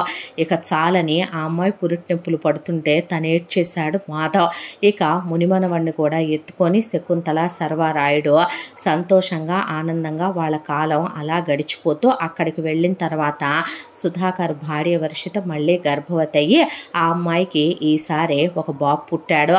ఆ తర్వాత సుధాకర్ బావమరిది ప్రేమించిన అమ్మాయితో పెళ్ళైపోయి వాళ్ళ అత్తమామలు బావమరిదితో ఉంటూ వర్షిత సుమనని అలాగే తనకు పుట్టిన బాబుని ఇక ఒక తల్లిగా ఎలా చూడాలో అలా చూస్తూ సుధాకర్తో ప్రేమగా ఉంటూ 2-3 ఏళ్లకోసారి వాళ్ళు వచ్చి ఒక వారం 10 రోజులు ఉండి వెళుతూ ఎలా రోజులు గడిచిపోతూ రాధా మాధవ్ అన్యోన్య దాంపత్యాన్ని చూస్తూ 2 కళ్ళు చాలక 1000 ఏళ్ళు చల్లగా ఉండమనమని పైనున్న మీ అమ్మా నాన్నల ఆత్మలు శాంతించుంటాయమ్మా అన్న తర్వాత పిల్లాడికి రాధా శ్యామ్ అని వాళ్ళ నాన్న పేరు పెట్టుకుందే. అలా సంతోషంగా ఆనందంగా ఈ కథ ఇలా కంచికి చేరిందే. నిజమైన ప్రేమ నిజంగానే ఎవరో అడ్డుకట్టలు వేసి ఆపలేరు. అదే గుండె పొరల్లో నుంచైనా తన్నుకొని వస్తుంది. ప్రేమ ఎప్పుడు ఒకళ్ళది కాకూడదు, ఇద్దరిది కావాలి. అప్పుడే ఆ ప్రేమకి దేవుడి దీవెనలు కూడా దక్కుతాయేమో. ఇంతటితో ఈ కథ సమాప్తం. మళ్ళీ మరొక మంచి కథతో కలుసుకుందాం. తప్పకుండా మన ఛానల్ని లైక్ చేయండి, షేర్ చేయండి, సబ్స్క్రైబ్ చేయండి, బెల్ ఐకాన్ క్లిక్ చేసి ఆల్ అనే బటన్ని ప్రెస్ చేయడం మర్చిపోకండి.